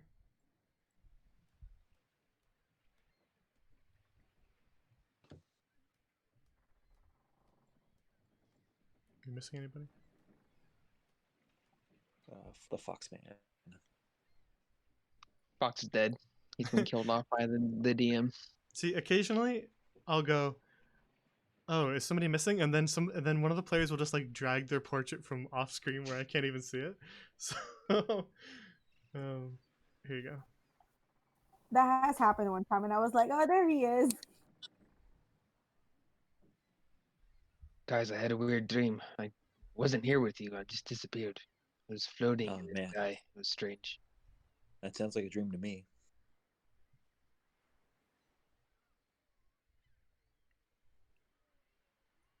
All right, Proud, you approach the shrewd older woman, Gertrude, who you talked to last time, and she says, "Oh, you again.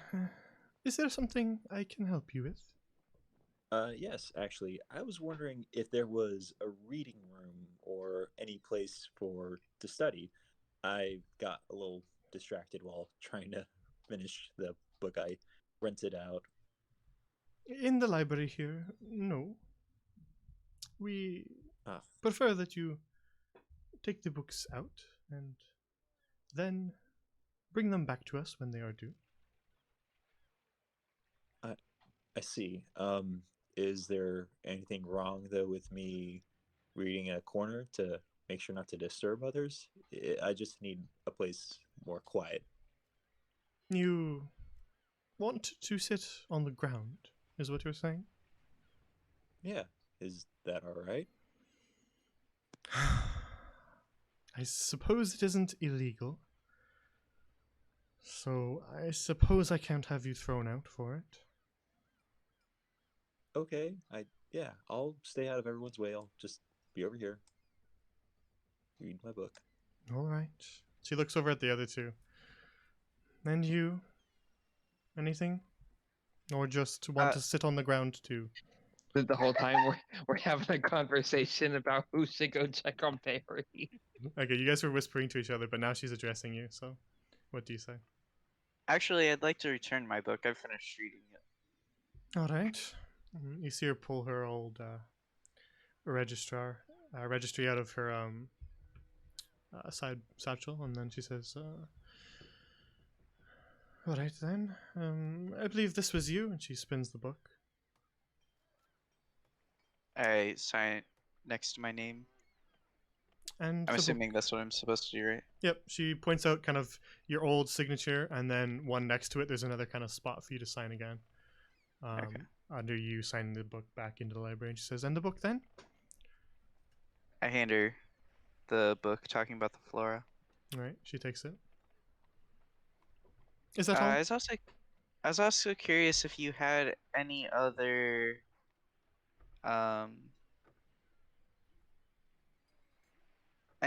type of jobs that the library did besides renting out books.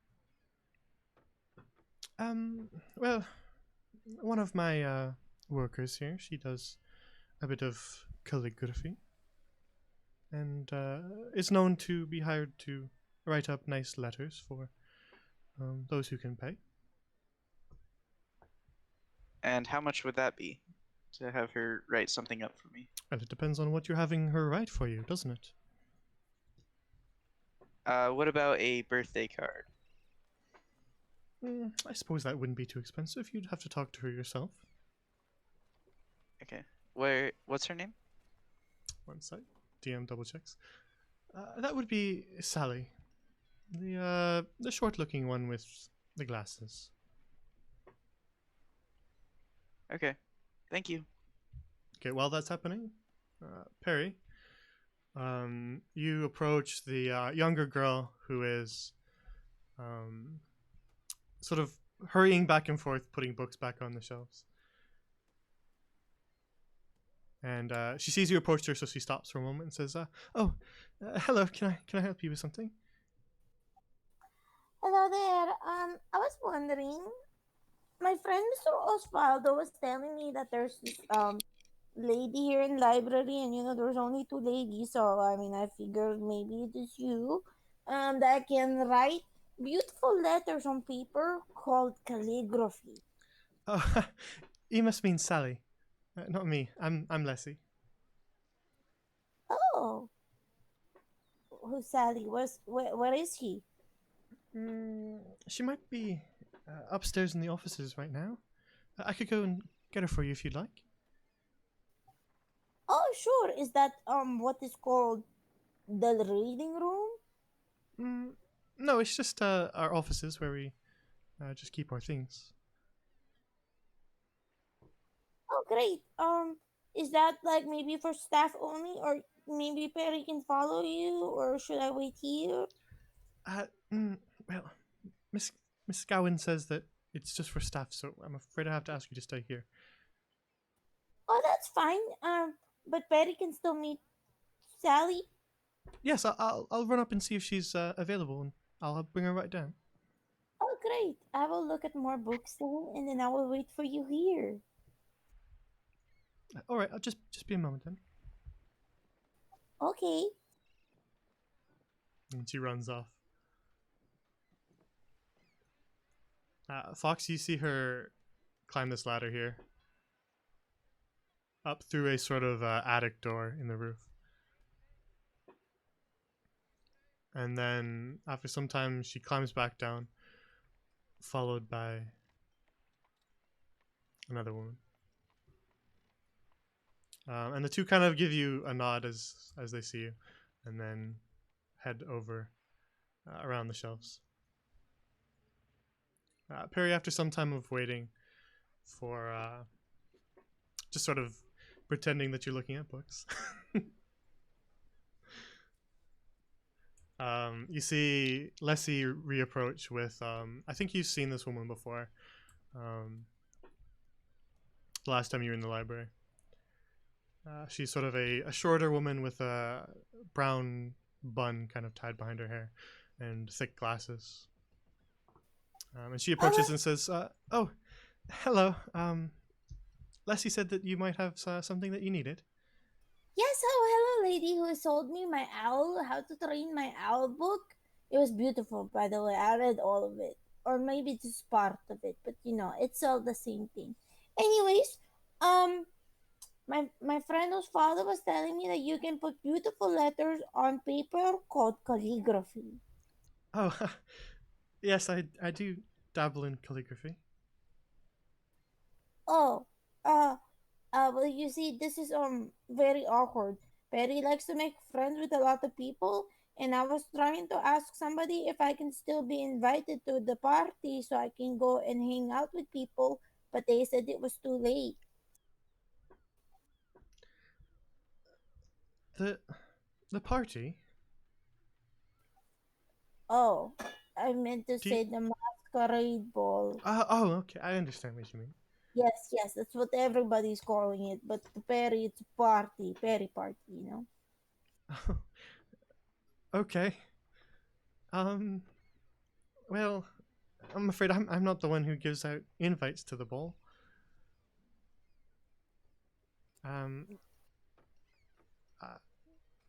It's Lady Venetia's decision who attends the ball, of course. Oh, but you're the lady who puts beautiful letters on paper, right? Yes. So it wouldn't be okay if maybe you can just put Perry's name on there? No, I couldn't do that. Oh, I got better idea. What if Perry, so Perry, I hold out like my journal. Perry likes to do some drawings, and maybe you could just write a couple things for me, like maybe write down like small scary monsters, big scary monsters, fancy looking monsters, just like captions so that way my book can look fancy. Oh, yes, I suppose I could do that. Oh, wonderful. Maybe on the front of the page you can write something down like Perry's Book of Wonderful Monsters, and then on the side maybe do like like A B C D E F G, just like make it look fancy. Put some letters on there. Um, all right. I will have to charge you just because the inks can sometimes be expensive. Though this does seem like a relatively quick job, so I don't imagine it'll be that much.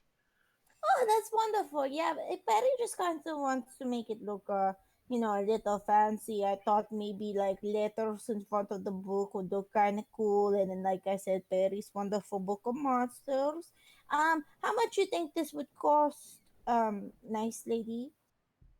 Not all that much. I would say maybe for some headings in a book, maybe just around 4 gold. Ah, you know what? You're doing Perry such a wonderful favor because Perry really wants to publish this book in the future at some point in time. And I want it to look super pretty. So, how about Perry give you 6 gold tip? Well, I wouldn't turn that down. Yes, Perry will give you 6 gold. Wonderful. Just make sure to make the front look fancy. Like I said, I want something like A, B, C, D, E, F, G, all the letters of the alphabet in front of my beautiful book. I just want to do one little. What's everybody else doing? Just as for a second. Proud's gonna read in the corner, see how much the librarian is looking at him. And she's sort of putting books back onto the shelves, and she went and found the spot where Ender's book belonged. But you keep seeing her glance back at you with a bit of a scowl. I'm gonna move around slightly, like to create enough movement to where like I'm still like reading, but maybe like moving, standing up, then sitting back down in the corner, standing up, sitting back down in the corner, just pacing, and every once in a while looking up to see if she has my attention, or if she's putting her focus on me. All right. You shift around a little bit, and you can see that she sort of is repositioning herself so that she can sort of keep her eye on you. Okay. Good. So that is sorry. Good. I am going on a field trip, and I'm going up the ladder. Stealth roll.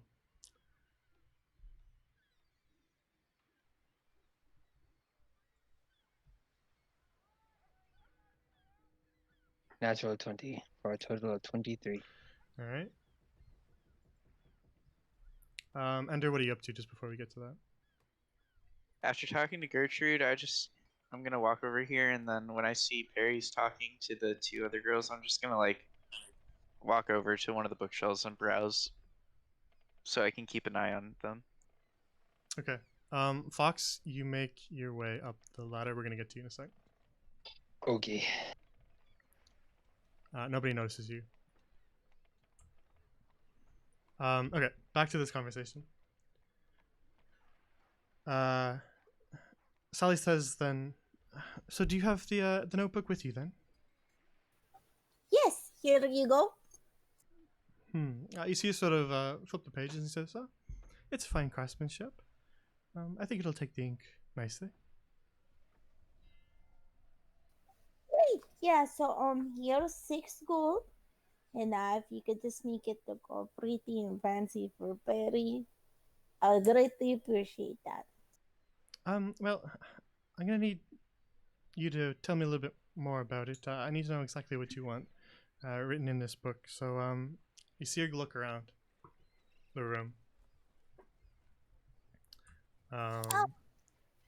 You want to know what Perry wants on like a couple pages?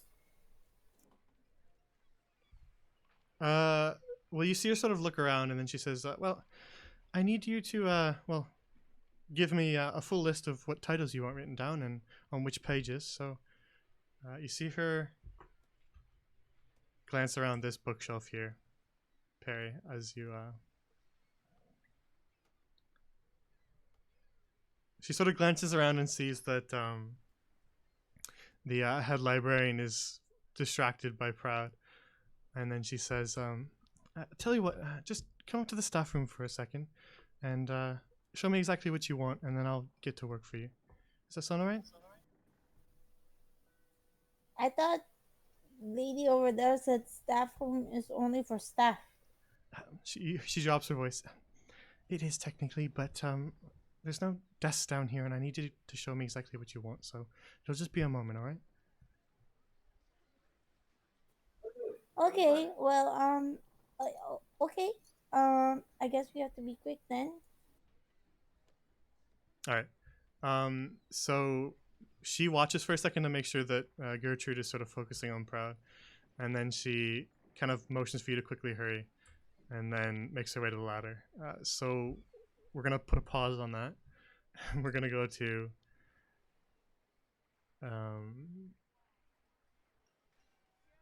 one sec. Let me check something. Okay. We're going to go to Fox for a second.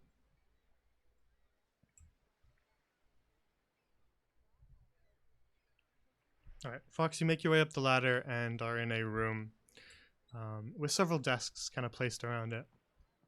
On the far end are some couches, a sort of employee lounge.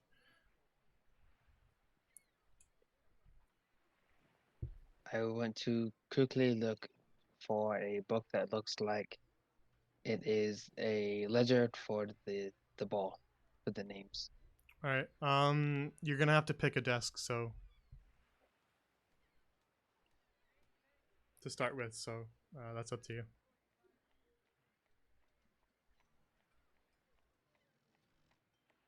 We're gonna pick this one with the shit on the desk. I don't know what that is. All right. You begin to kind of rifle through this desk and opening drawers and looking at the papers on top of it. And you find just lists of inventory, more for the library. And then occasionally you find a letter in there from here and there addressed to Gertrude Gowan. Okay, next desk. All right. This desk has a book sitting on top of it, which, as you examine it, has a small bookmark in it, and it appears to just be sort of a fiction novel about an adventure. But the actual contents of the desk are really sparse. There's only some quills tucked in there, but not really anything else. In the other drawer on the other side is a small little parcel that's sort of wrapped up in cloth.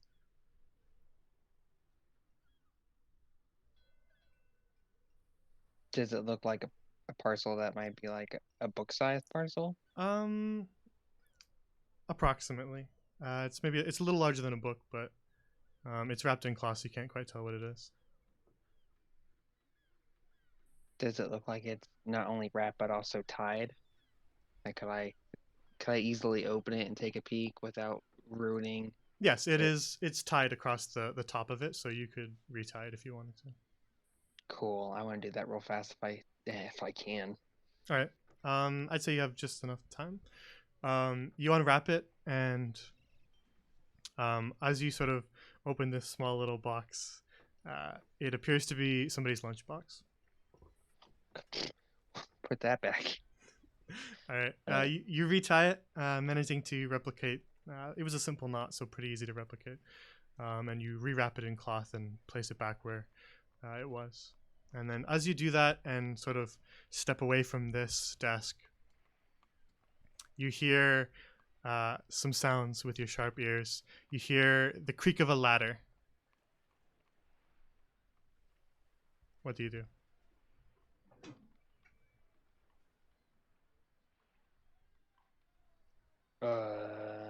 I am going to go behind the sofa.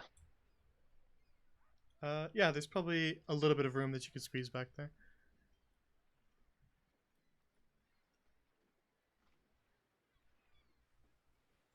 Yep, I'm just gonna kind of get underneath, lay sideways, and like, if I need to, push up on like an arm and try and like remove as much body from the bottom of the floor as possible. Yeah, you would have to kind of like almost lie down and lie flat against the wall to be able to fit back there. But um, you're a nimble person, so I think you'd be able to get kind of quickly across the room, especially with a stealth roll like that. And then before long, you hear the trapdoor that you came up through open again, and up comes Perry.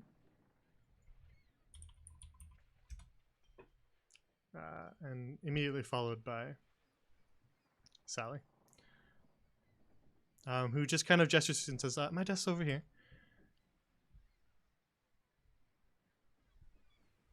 And she pulls out the chair and sits down at it, just sort of placing her things next to her, and says, "All right then." She pulls out a small parchment and quill and says, "I'm just gonna write down exactly what you said it was you wanted me to make these titles.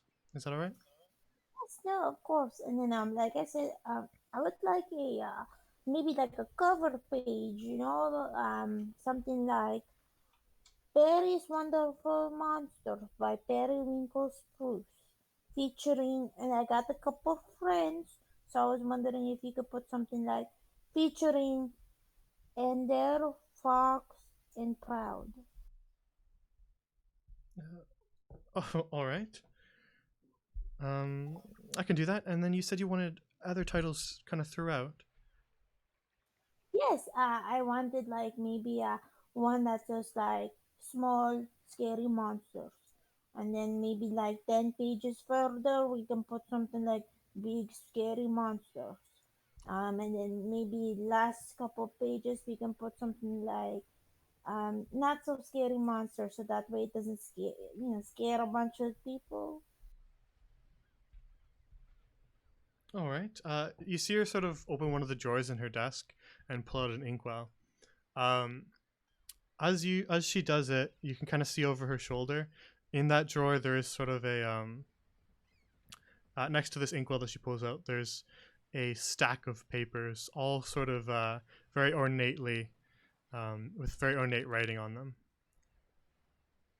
But she pulls out the inkwell and then closes the drawer and says, "All right." And then you can see her as you're listing off the things you want. She's writing on a different piece of parchment, in kind of a quick scrawl, exactly your words of what you want on there. And then she says, "And exactly how far apart in the book did you want these spaced then?" Maybe Perry was thinking maybe every 10 pages or something. I feel like maybe that's a good amount. Okay, I can do that. Yes, this should be relatively simple. I could have that done, well, tonight, to be honest. And then if you come back tomorrow, I can give you your notebook back. Oh, great. That's wonderful. Do you think it would be more fancy if I put people's last names on there so it looks more professional?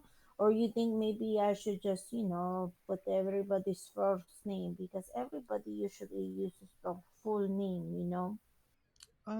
Yes, well, if you're looking to author a book, then most authors do include their full name. It adds a bit to credibility, but I know that some authors sometimes write under pen names as well. Oh, I see. In that case, Mrs. Sally, I feel like you should put everybody's full name on there. So, Periwinkle Spruce, and then my friends, Fox of the Isles. Are you writing this down? She is. Okay, or maybe just Fox. He's so grumpy. Fox would be okay. That's what he says to himself, anyways. We got Ender Sano, and we also have Mr. Proudpool. They all have Misters in front of their name. All right. This is a lot of text. It'll probably take up the full first page if you're all right with that. Oh, that's okay. I was already thinking that maybe the full first page can be just Periwinkle Spruce, because I am the author, the star of the book. And then Yeah, on the I back was of gonna the say. page, you can put uh, all their names there. I was trying to remember if Perry does actually know everybody's full names, but He I does couldn't quite indeed know remember. everyone's names. I just couldn't remember if everybody had actually told Perry their full names, but We did. probably, I'm pretty sure we probably. discussed it while we were in the ship. Yeah, I I figured definitely you would have. said. Yeah. Kumbaya with our hammocks, like a little camp. Yeah, I figured you probably would have, so I didn't bring it But up. we're talking about Perry, who doesn't get anyone's names right. True. No, I mean what I feel is Perry actually put this down on her hand. Like she was like, "Oh, got to remember everybody's names except for Fox." I was just like, "Fox." All right. She's sort of writing down what you say. You see her sort of make little notes beside it, like full page and 10 pages in and things like that. As she sort of makes notes about what you're requesting. And she says, all right, that shouldn't be too difficult. Is that all you wanted then? Yes, thank you, Mrs. Pretty Lady. Sally, here is your 6 gold, and I am very excited to get my book from you. Yes, like I said, I have a few more things I need to take care of, during work time. But I'll get to work afterwards. That's okay. So, uh, should Perry just maybe sneak out of here, or like maybe just run out of here, or? I'll go down first, and I'll give you the go ahead. I don't want you to get in trouble with Gertrude, after all. Oh, okay, great. Okay, so I was just I'll wait for your signal. Thank you.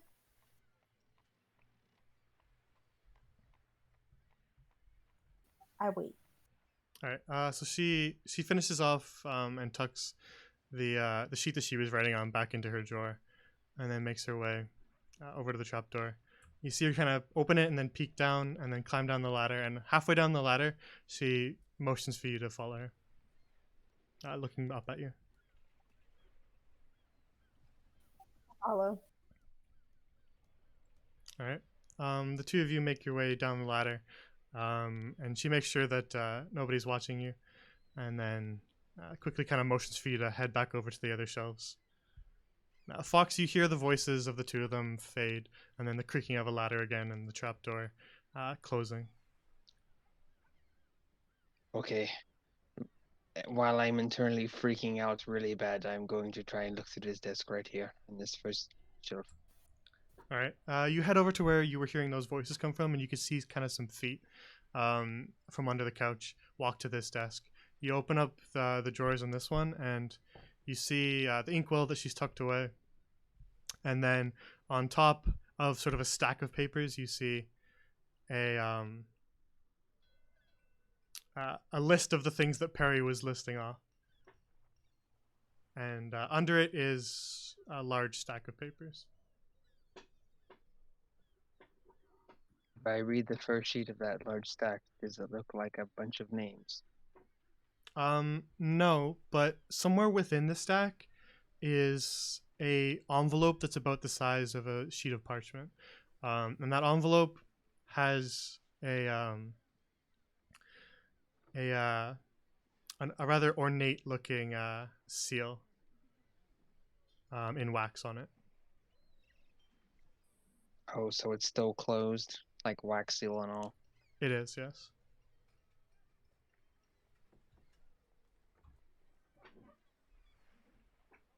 But you recognize the seal as some of the guards near the noble district were wearing it on their tunics.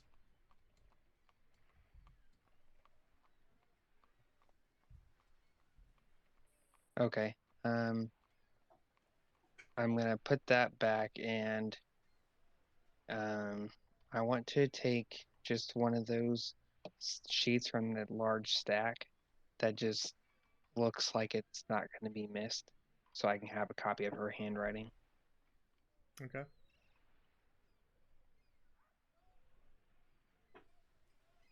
Yeah, you take just kind of a a letter that's just addressed to somebody in town. It's just like some sort of correspondence that is in her sort of calligraphy versus her normal handwriting. You're looking for her calligraphy, right? That was the goal, if there Okay. was anything there. Yeah, a lot of them are. This is sort of a stack of like projects that she's working on.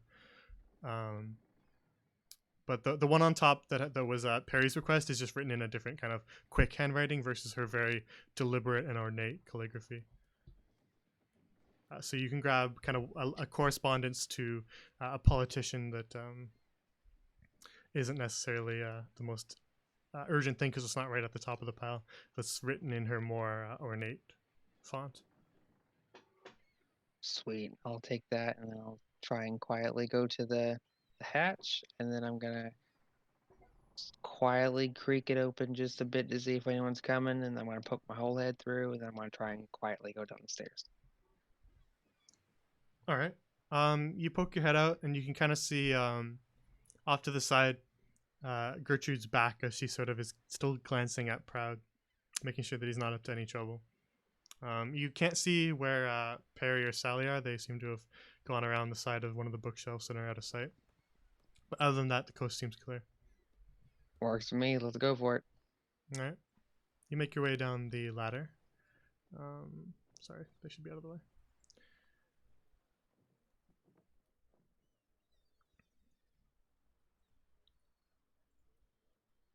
Back to the ground floor of the library.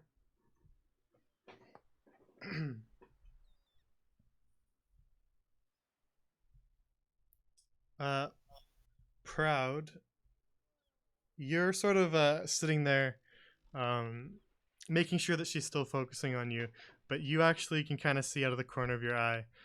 Gertrude is facing you still, pretending that she's sort of writing in her book, but she keeps glancing up at you, watching you. But from behind her, you see Fox kind of quickly try to blend in and read the shelves. Okay, so what I'm gonna do is so I can feel her glare on me, right? Yeah. Okay, so I'm just gonna walk while reading, like putting my nose in the book, and like kind of walk this way, and then have with my left eye keep a peripheral view on her to see if she's following me. She's not necessarily following you, but what she is doing is she's sort of pretending to order books on this shelf. She takes one off and puts it back in a different spot from time to time. As she kind of glances around the shelf to watch you. Okay, what I'm gonna do then? All right, so here I'll go step by step, and unless I feel her gaze drop, I'm gonna keep walking along the wall, and then go down this aisle. Okay. You feel her gaze definitely drop. Like she can't see you once you turn the corner. She watched you kind of the whole way, but you definitely know that she can't see you from where you are. Okay. Fox, you see Gertrude sort of put the books that she's holding back and then turn the corner and walk down a different aisle. Sorry, he got up for a second. He was thirsty. No worries. Thirsty for knowledge, which is why he broke into the staff room. Thirsty for gossip. He's trying to see if Ender will make a move. Ha! Yes.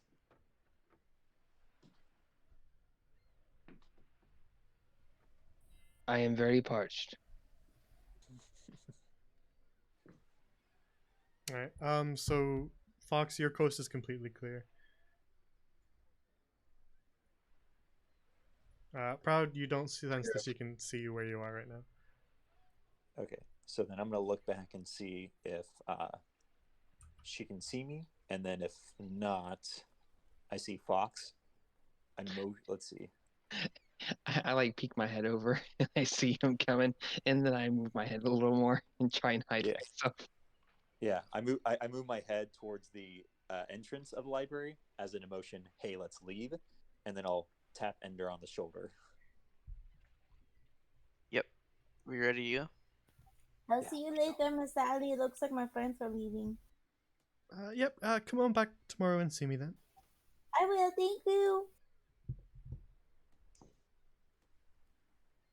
say your goodbyes and head out to the front of the library with everybody else.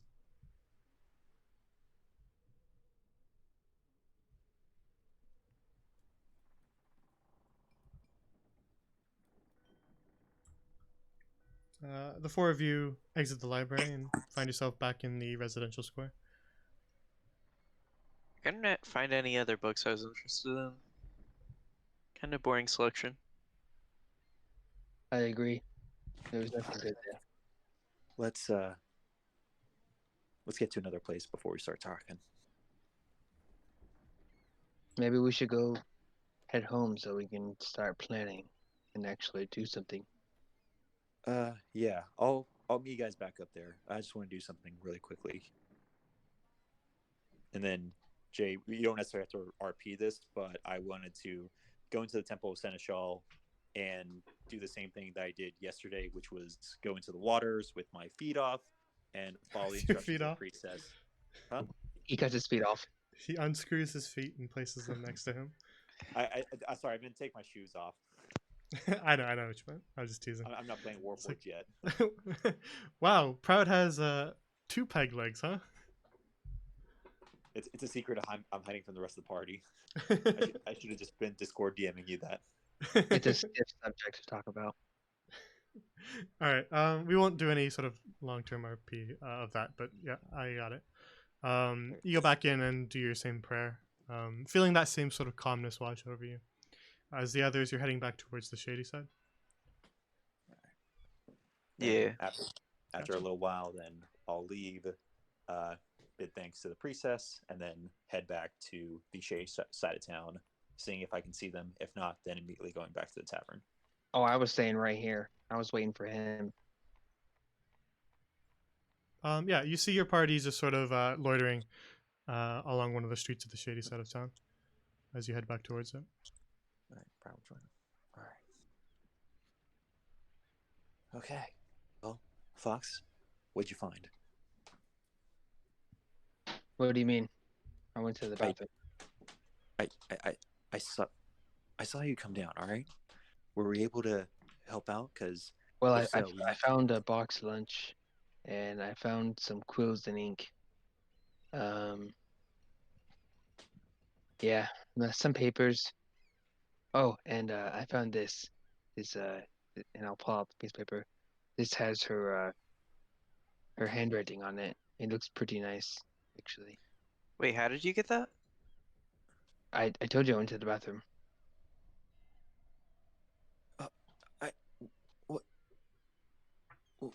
Wait, did you see the book? It wasn't really a book. It was more like an envelope, but it was sealed, and it was on top of her desk, so I didn't want to risk it. No, it wasn't on top of her desk. It was in that drawer. Oh, just kidding. It was on top of her desk. It didn't feel right. I had a bad feeling, so I just left it.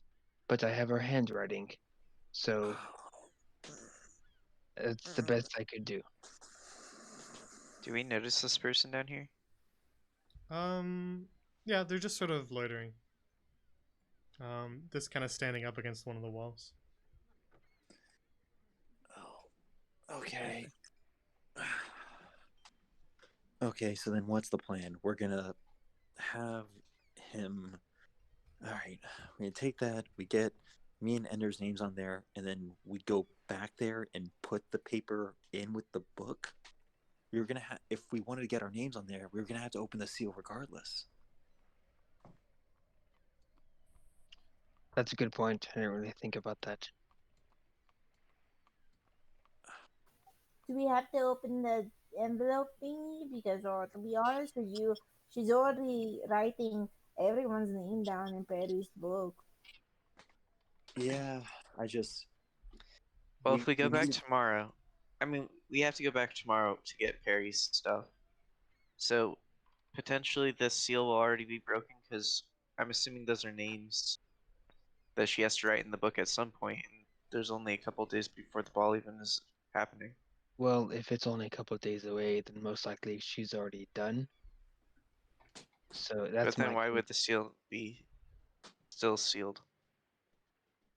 bec- I assumed it was her sealing for them, and she's giving it to them. I don't know. Well, let's go into the Montanino markets and see what we can do. We can at least give it to him so he can study her handwriting. Yeah. All right. Let's go. All right, make your way through the shady side to Montanino Markets.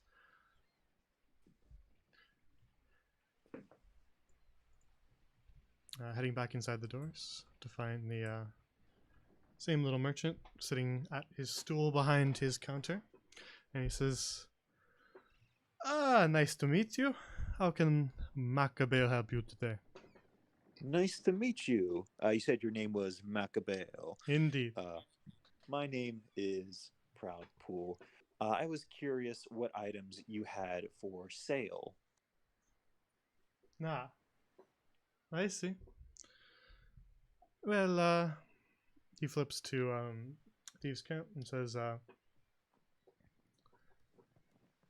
here for more business then. Indeed. What did you bring Macabeo? We brought Macabeo a piece of paper, some ink, and then a page with handwriting on it that we wish you to copy and to write 2 names down on a piece of paper that we provide you. Let me see the handwriting. And Proud will break from Dave's camp. Hey, Fox, can you come over here? Can you hand this nice Mr. Macabeo the items you found on the side of the road?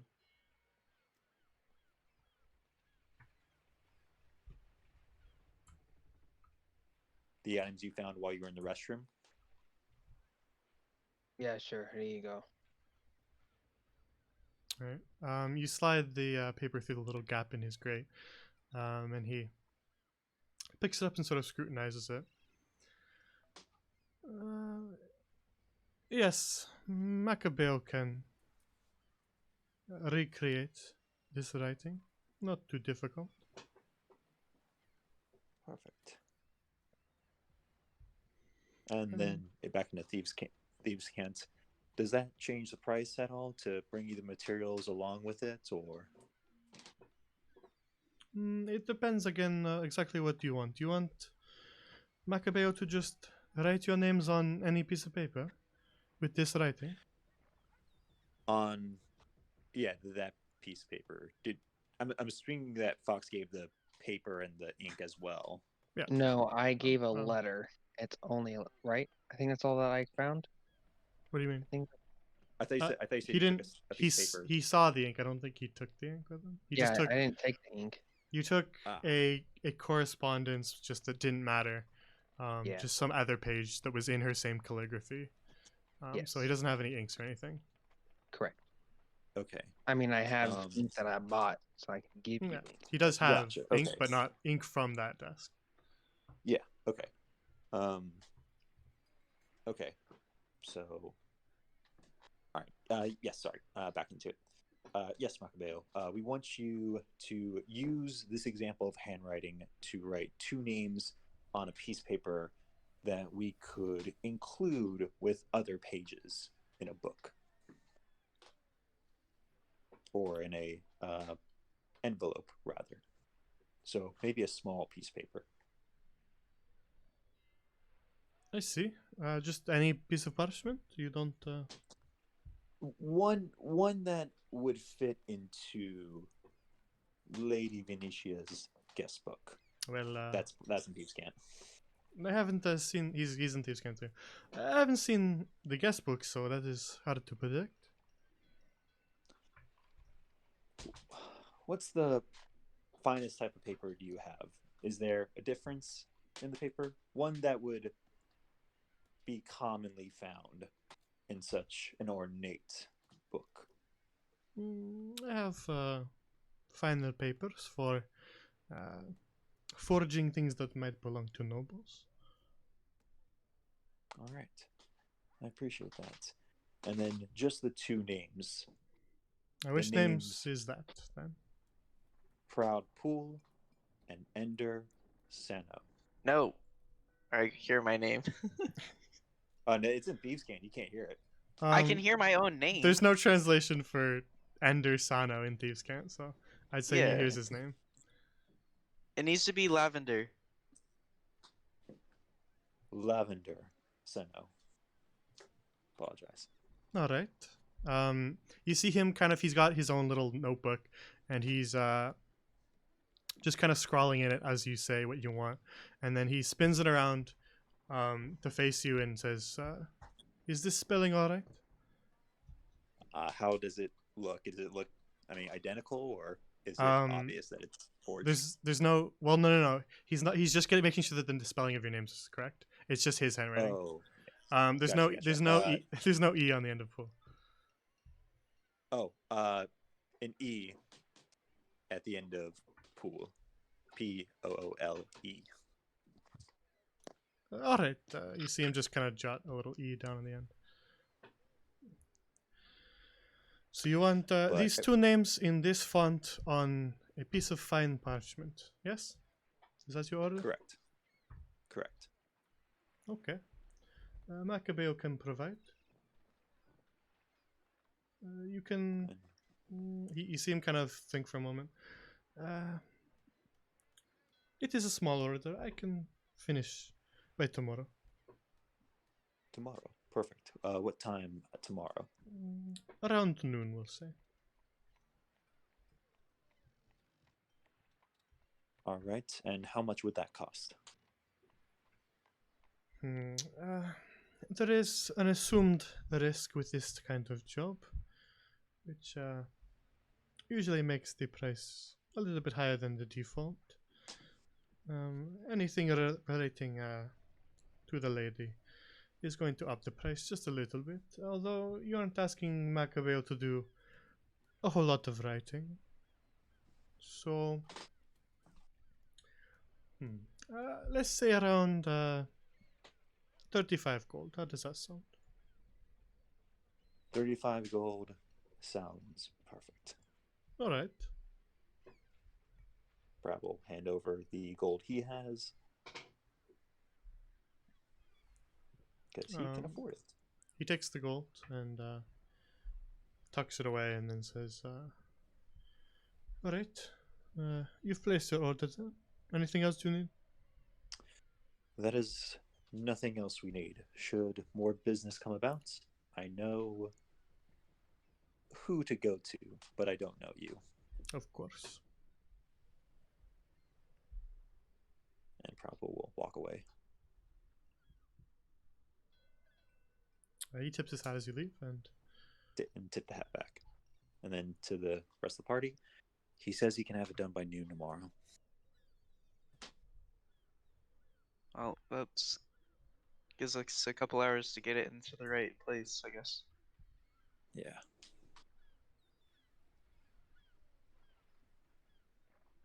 Well, hold on. Let me try one more thing. Excuse me. Yes, can Macabeo help you? Yes. If 5 gold pieces were added to the cost, could Macabeo expedite the work and have it earlier in the morning? Or is it best to wait until noon? I suppose Macabeo could stay up a little bit later and speed up the process a little bit by maybe a couple hours. By early morning? I suppose so. You have the gold for this? I do have the gold, and Prad will give 5 gold pieces to Macabeo for having the letter available in the early morning. All right, early morning then. Appreciate Macabeo's work in business. Of course. And another tip hat, and then back to them. It's like, okay, we'll have this ready by the time we need to go back to the library.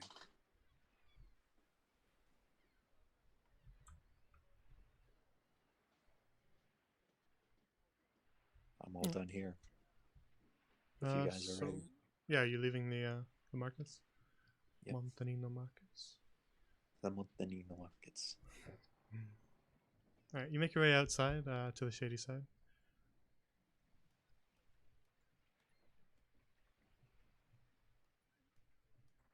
Alright, well. I'm broke. I've been broke for a while. You shouldn't talk about your arm like that. That was actually a good one. Prav's gonna take one arm of his right arm with this water, with shape water, and he's gonna dunk it on Fox. I'm gonna dodge because I'm dodgy. Yeah. He's gonna get an If opportunity I to dodge can. it. You're gonna get an Sure. opportunity to dodge it for sure. Just make a deck save, Fox. That's how I'll do it simply. I'm not that dodgy. All right.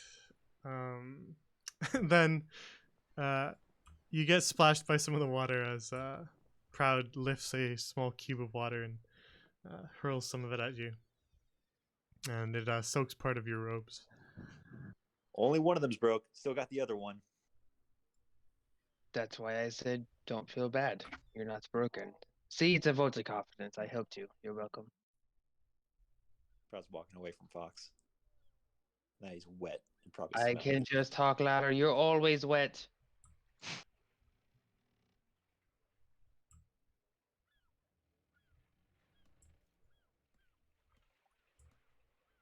All right, you make your way back through the shady side towards the Wanton Whisper. Arriving, it's sort of late afternoon at this point, getting closer to the evening.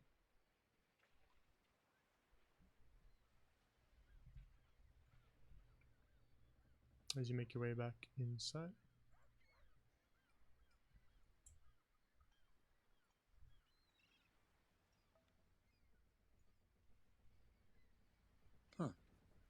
Those guys aren't here for the first time. It's not too late at night. Yeah. Oh, okay. Only around like 5 o'clock or so. Gotcha.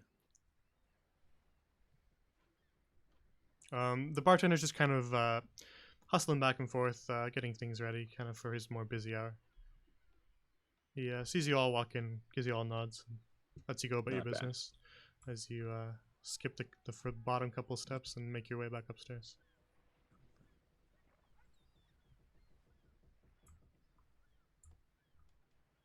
Perry, do you want to join us in our room? Oh, so forward, Ender. He's Sure. practicing Ah, for his okay. boyfriends.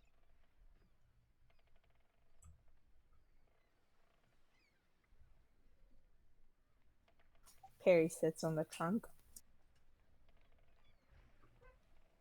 All right. All right, so we only have a couple, well, like 2 days until the ball, but we haven't really talked about what the plan is once we're in there. Kind of been prepping on how to even do it, but once we're in there, we need to have something of a game plan about what we're doing. Well, we should decide if it makes more sense for those who are working to hold on to the ring, or if the guests should be holding on to the ring. Because the way I see it, Fox and Perry will take the roles of the couple. We'll use a disguise kit to make them look more like the couple, so the guards don't ask too many questions. You guys saw them last, so you'll have a better idea on how their appearances are. And Ender and I, if we're able to get the letter back in to that envelope, then we'll be able to add our names to the guest list, and we both will wear the masks to get into the ball. Once we're in there, whoever has the ring will hold on to it, look for Lady Venetia, maybe build up a rapport with her. The best people for that might be Perry, it might be me.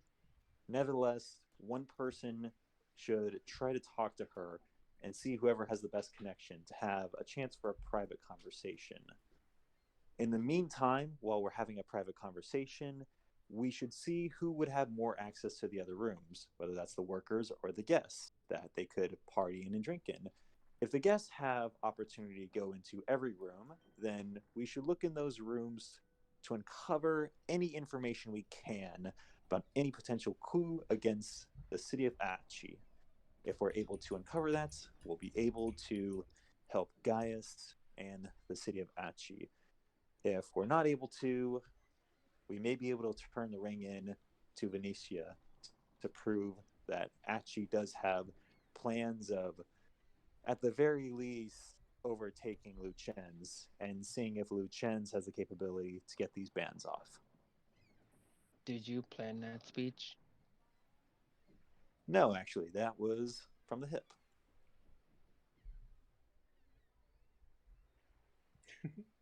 Well, okay, there's a lot to unpack there.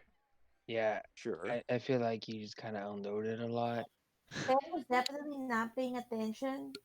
You got to remember, Perry is very small bites. Okay. Small bites with Okay.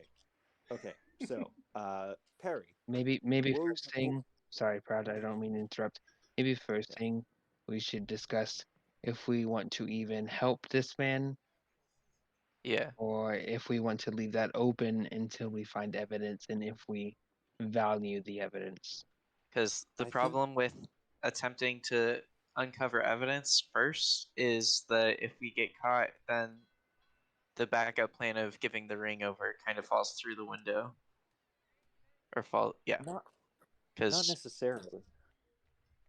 I feel that there seemed to be a lot of anger in Gaius. I don't know why it's specifically against Luchen's, but I feel that if there's anger there, then Achi and Luchen's may be at odds with each other. Obviously, they are to some degree because we're here. But I feel that we should leave it open. If there's actual crimes against the people of Carcassonne and the people of Grand Lorien in general that we uncover in Luchen's, I don't necessarily want to work with them, even if it is at the benefit of Achi.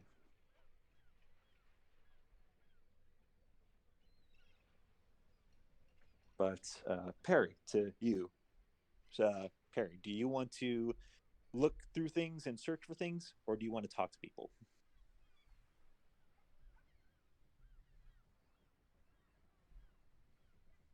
Do you want to talk to a pretty lady, Perry? No, that's Ender's job. Perry would like to maybe just look around, be, suspicious, opening up drawers, I guess. Okay. wait, that's another thing. Why do we have to talk? Why do you feel like we have to talk to her?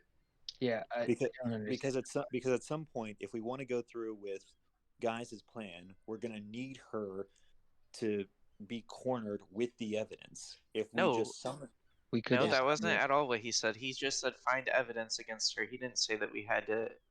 Yeah, he didn't care.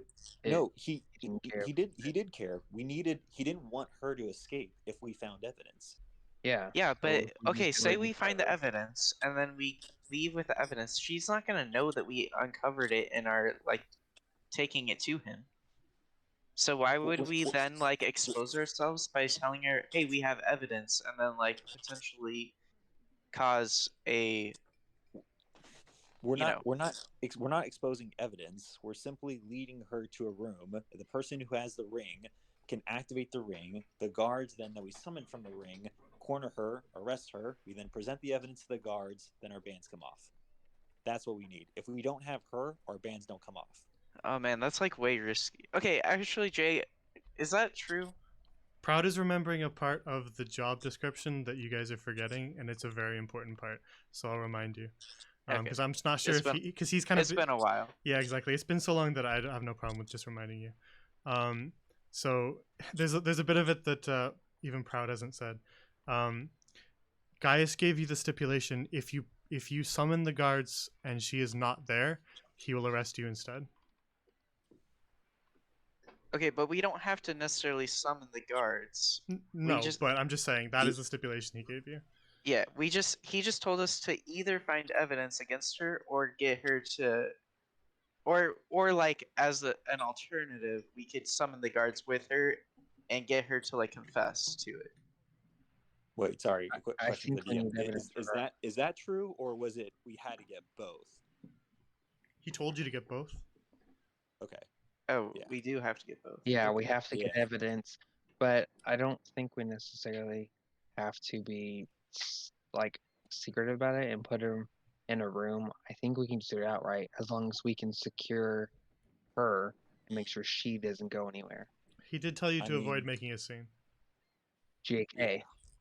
Yeah. I'm just that's telling you why- what he told you, just so that you Yeah, remember. yeah. Whether or not you actually do all that is completely up to you guys. That's just what he told you guys to do.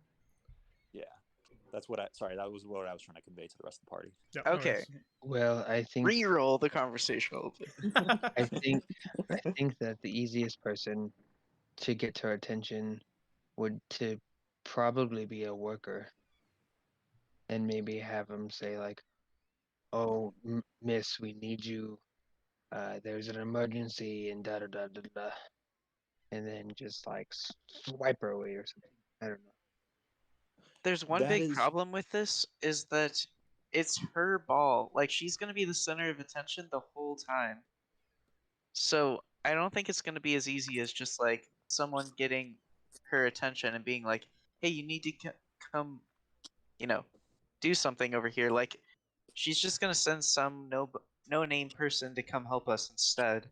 Where you have to have something really important to get her attention and get her away from the ball. Sure, but it'll be difficult regardless to get her attention. But to accomplish either of what we wish to do, depending on which side, we will have to garner her attention in some way. Whether that's Perry's eccentricities, whether that's a conversation that interests her, whether that's some other means, we need to gain her attention and we need to be able to have a private one on one conversation with her, whichever side we stand on. Because simply giving her the ring without any context isn't going to help us at all. I don't know. I mean, they obviously know each other. So, But, I mean, it's kind of a crazy story when you think about it. I mean, yeah, but It's- it's a story that we can prove with the ring. It's not, and with the bands. and yeah, it's a lot harder to. I don't know. It's hard to know because we don't have full information from either side, right? True. Although it is weird that he just sent us out like that, as if failing wouldn't have been a big difference to him. But he can just deny it if Right. if we fail, right? Well, that's what I'm worried about, is that he was confident enough to send us out here. There's no retainer, there's no spy, there's no one that we know of that's keeping eyes on us or keeping us in check. Heck, even talking about it out loud like this isn't causing any of us to cause these bands to explode, and they likely have capabilities of doing so. He's just that confident or that desperate. Are you guys leaning one way or the other? I don't want Achi to thrive. I don't want a city that's based on prison and chaining people to continue, and not only continue, but to grow. Luchen's doesn't seem perfect from the time I've been here, but they seem a hell of a lot better than Achi from the stories I've heard from everyone I've known and talked to. I would want to be on the side of Luchen's, but I don't know if Luchen's has a darker side that we're not seeing. Well, I have two things to say in response. One, who's to say they have the power to do what Gaius offered on his side of the deal? And two, we literally just last night found the former manor that had a demon circle in the food storage. So I wouldn't say that it seems pretty fucking dark. Just going to throw that out there. and the house, the family that came in charge came shortly after and purchased the manor. So we don't know if they are the reason that that happened and that family was killed through Yeah. dark means. Well, we don't even know if that was which family that was. That could have been the Cornell family, and it could have Yeah. been the lady that took over their power that caused that to happen. Right? Exactly. We don't know. We have an idea of Gaius, and I would rather go with Gaius because we know what he can do for us far more than we know what this lady we haven't even met can do. Well, Ender, Perry, where do you two stand? Betty doesn't really mind, to be honest with you. Perry has her head buried in the blankets. You're a little It's muffled there. true. What? Can you hear me? You're Yeah. muffled a little. It's still muffled? A bit better. Maybe I've got my headphones on the That's wrong way. That's a little bit better, but still a little muffled. Is it better? For the most part, yeah. Ah. Betty doesn't really mind, to be honest with you. Yeah, I kind of wanted this just to be over with. All right. Tired of being held prisoner by Alright. someone.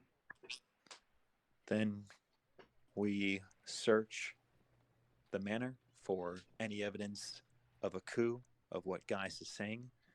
And then once we do so, we have to get Lady Venetia, corner her into a room with the evidence, produce the guards, and then get these bands off.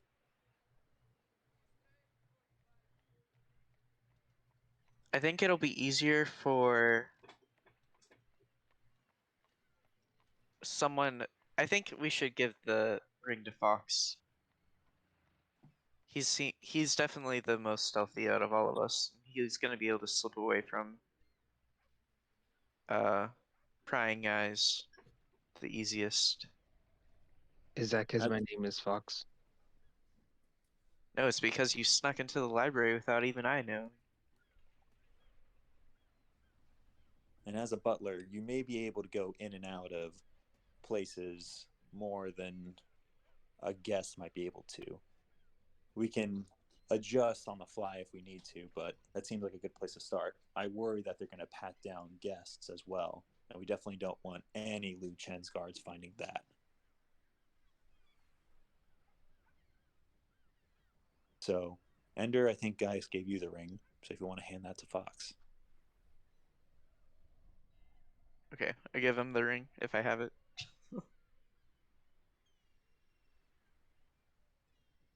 Okay. Yeah, I don't remember who had it, but we can say you had it. That's probably right. Well, at the very least, then, tomorrow we wake up, go pick up the letter with Ender and my name on the Montanino markets. We go back to the library. Perry, do you want to sneak in, or do you want us to do something similar where one of us distracts everyone and then someone else sneaks in? To be honest with you, I don't know how good Betty is with sneaking in. Why can't Mr. Grumpy Man do it? Mr. Grumpy Man can do it. Just wanted to see if you wanted to do it since you're going to be going up there likely.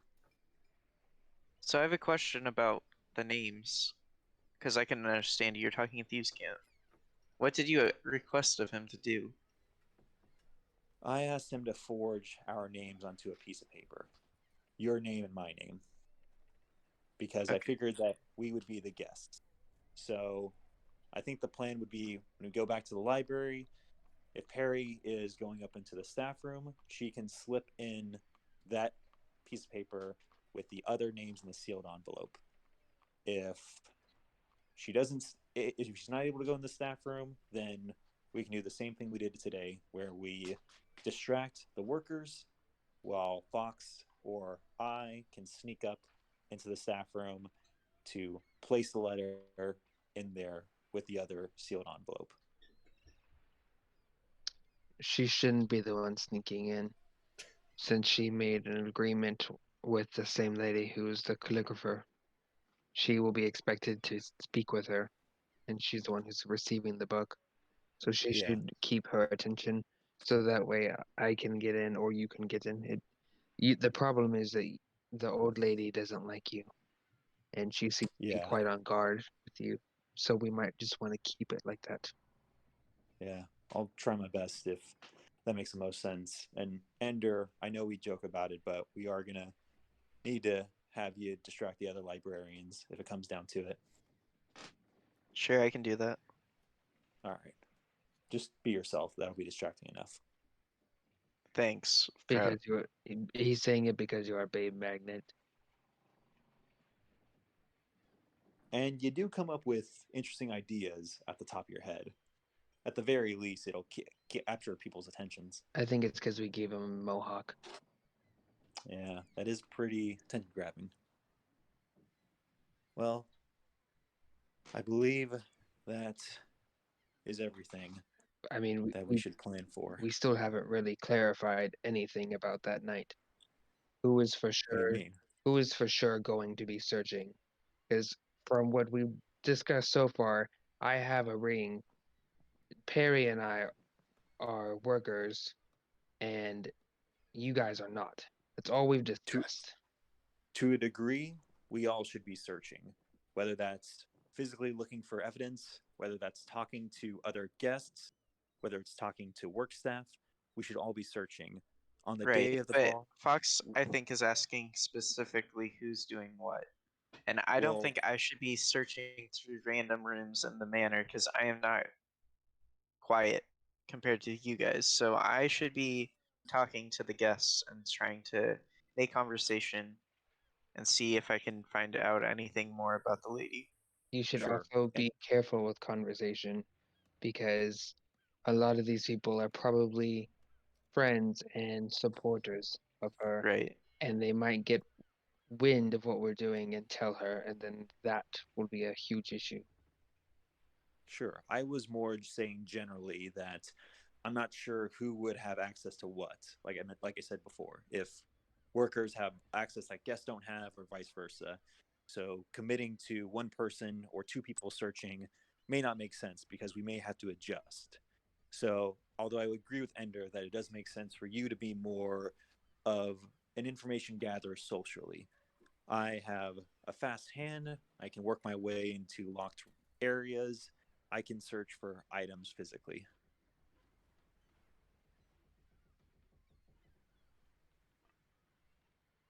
As well as talk to a couple people, at least capture their attention for a few moments.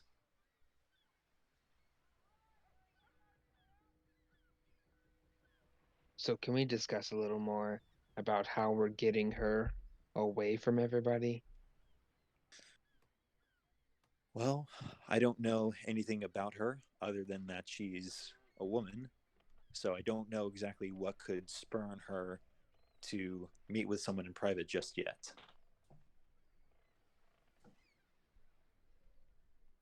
Perry, Ender, do you guys have any ideas of how you would pull a busy noblewoman away? Berries, berries. It's an interesting business idea. Could need financiers. I regret asking every time. Ender, do you have any ideas? I mean, none that are subtle. Do I look subtle? Well, I could hold person her and we could drag her into a room. Fox, we need to be subtle. I thought my sales pitch was like very clever, guys. I can just like tell her like, Your Majesty, I got the incredible deal with these berries. You know, maybe your other noble friends would like them, and then I can just talk her ear off with berries, distracted. I mean, we have two people in waitstaff. We could potentially try and I mean, this is a little drastic, but we could potentially try and poison her food or like make her sick and Spill some make her on leave the her party, right? What do those shrooms do again? What? I don't know. Let me look at them. We can spill something on her dress, then she'll have to change. Then we kidnap her. Yeah, so I got the Well, two different mushrooms from the basement. I didn't. They were the same mushroom. I told you what they did last time, but Yep. are you just forgetting? Yeah. If I remember correctly, don't they make you Hallucinogenics. sick well, it depends on how they're ingested, I Yeah. believe. Yeah, I'll clarify it. So to clarify, the two shrooms that you grabbed, you were familiar with, though these ones were old and rather dry. I said that they had two different effects based on how they were consumed. When oh no, actually, I said that they were chewed or smoked, and they caused vivid hallucinations. And I forget what I said because I think it's definitely different than what I wrote down here. Do you guys remember? Because I'll just go by what you said. I just. I mean, we can just look at the VOD. Hallucinogenics. That was it. We'll go by what I said in the VOD because for some reason, I think it's different than what I have written down here. I think I changed it last minute to make it more interesting, but Okay, I'll look that up to make sure. Okay, thank you. But yeah, that's a potential option, Fox. I can work on preparing those tomorrow. And Perry makes a good point. I mean, her or I could accidentally spill something on her dress, while the others are maybe, if we can find her room first, hide in her room. Then when she goes to change, we can get her then. That could be a solution. That's not a bad solution. I think both of those are yeah, it would force just her based to go on opportunity, right? Yeah, it would force her to go into a specific room, whether that's a changing room or whether that's her own quarters. We could have someone ready there with the ring and with the information. The second she walks in there, boom. Okay, the one problem I see with both of these options, besides the obvious risk of like getting caught and everything, is that if we are gonna destroy the reputation of the wait staff, we're probably not getting paid the 400 gold pieces that I figured if we do what Gaius wants, 400 gold is a paltry sum for accomplishing what they ultimately want. Or at the very least, they can just deal with them. By dealing with them, do you mean kill them? Who knows? I don't know. I don't think they would kill. Well, I'm not sure if they would kill them, but to be honest, from all the risk we're taking, we're talking about poisoning or imprisoning a noblewoman of at least some royal quality. I think paying off two commoners 400 gold pieces is nothing to them, and if they want, they could just decide not to. I mean, if you're talking about poisoning someone, we're levels beyond paying someone back. True, I'm just covering all our angles, you know? Yeah, I understand. And I'm pretty good with ingredients like this, so I should be able to manage it to not be a lethal dose or anything like that. It'll just make her nauseous. Okay, good. And then, Ender, you and I should probably work on any reasons that why we appear and we may not be in the noble circles like all the other guests. That's the other. Well, that's easy for me. I can just say that I'm from Aquiny, right? Arcanine? Arcanine, yeah. Yeah, you could say you're Brava missionary. I guess I'll think of something. So just to recap for tomorrow, because that's going to be our last full day before the ball. All we're doing tomorrow is going to the library swapping out the names when we pick them up first from Chihuahua, and then that's it, right? Or is there anything else that we're going to do?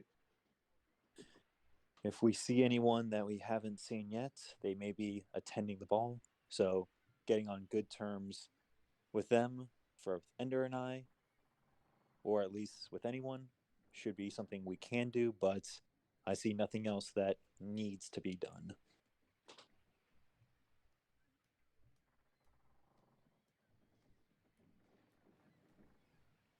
Oh, unless Perry wants to offer any gold up or has enough gold so I can have 2 of my arms.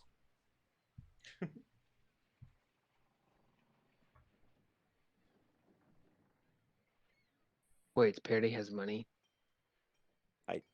Of course she does. We've split up almost every treasure we've gotten. And any time that we spend, she conveniently takes herself out of spending that money.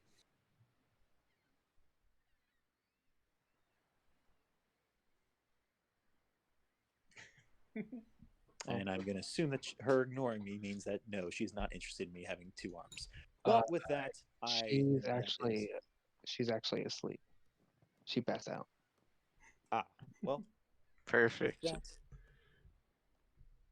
With that, Yeah, you can assume she won't do it. I will bid you all adieu. All right, let's say Perry passed out while you guys were planning. Fox will I help her Take put care. her. I help Fox put her in my bed, and then I'll go sleep in her room.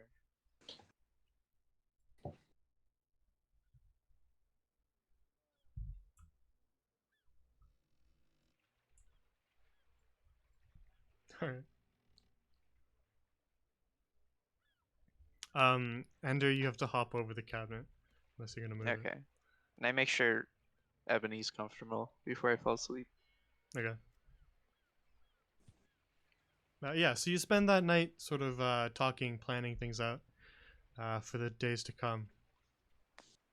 And then eventually decide that after the sun sets and it's dark out to head off to sleep. And that's where we'll end the session for today.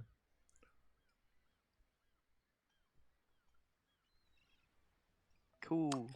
Fox, I'm so glad you picked up on going up the ladder when I was distracting her. Yeah, dude, there's no way I was gonna pass that up. You kidding me? I was thinking, like, Honestly, all right, I didn't even. Go ahead. I was wondering, like, how complicated is this going to be? Like, how sneaky do I have to be? And like, oh, nope. Cool. Wait, you guys didn't talk about that before? Nope. Okay. I thought you guys would like text each other or something. Nope. Fox No, was just genuinely curious, and he saw someone leave, so he wanted to go up there. I knew regardless of what we wanted to do, we had to distract her. So that's what I did because she, for some reason, hates my guts. So I was like, well, what would annoy her? Oh, me reading would annoy her. And then Fox just went off to the side and then went up the ladder. I wasn't sure if Proud had seen that, but then when Proud did see that, then he like doubled down on it. So I thought she was honestly gonna like chase me, and we are gonna have like a library chase scene. But yeah, that was a highlight for me.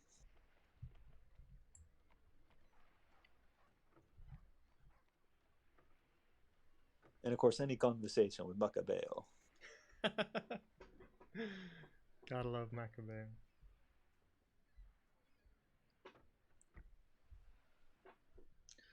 All right.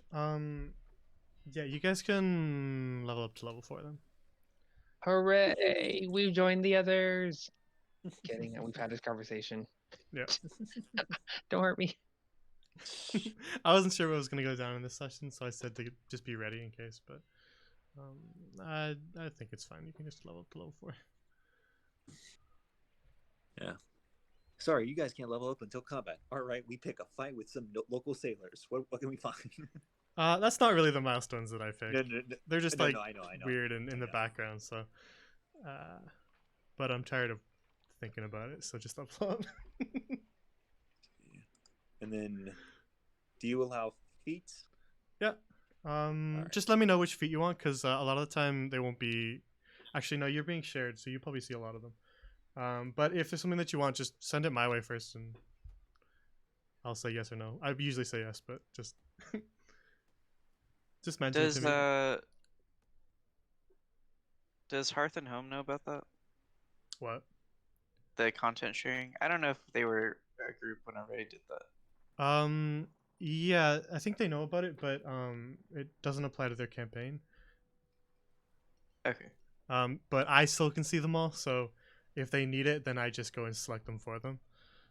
Well, I also know like we're gonna be starting new things eventually, so I want them to know that that's a thing if they want to make new characters on it. Yeah, I'm pretty sure they know. I've talked to them about a lot of stuff, so they probably know. Cool. Okay. Yep. I have an idea for what we want to do, but we might want to talk about it off stream just to see what makes sense for the party comp. Yeah, I was enjoying you guys talking in character about your plans, but I'm not gonna stop you from planning. Oh no, sorry. When I was saying planning about the ability scores and feat choices as opposed to the actual in-game plans. Yeah, Oh, no I already fixed mine. Yeah, I already know what I'm doing. Oh, okay. But if Never you're mind picking, then. if you're picking a feat, just send it my way so that I don't have to go double check what you're capable of. Yep. Fox is simple. He's a monk. Needs that dex. All right. Yep, I just bumped my wisdom. Yeah, I think I'm also opening up my decks. Yeah, for the most part, this is a straightforward level, so I don't expect to be anything. But if you are picking a feat, just because some of them do special things, just so I'm aware of what you can do, so I don't have to check it in session. Let me know if you're picking a feat. That's all. Cool. Other than that, Thank you. Thanks for DMing. thanks for playing. Next session will be Sunday, 6:30 p.m. to resume with A Class of Crows.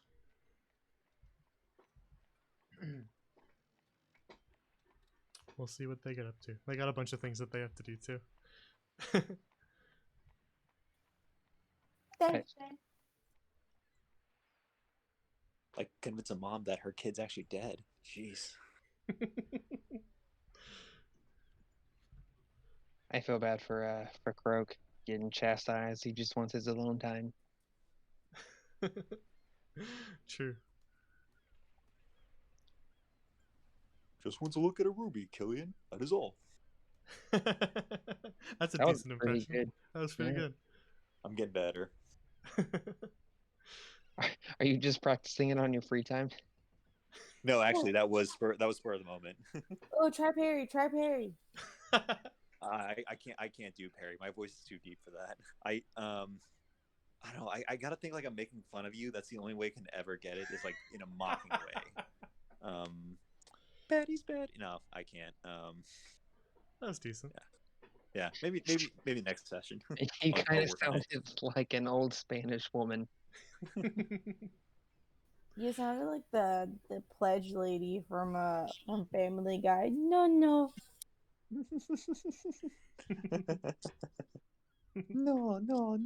This is no here. Yeah. I can get my Perry down. Once I get my croak down, get everyone's voices down. Yeah, so that will be Sunday, 6:30, and then back to Hearth and Home, and then eventually this campaign is always Fridays at 8 p.m. Eastern. So next week we'll pick back up again with this. But other than that, chat, thank you for watching.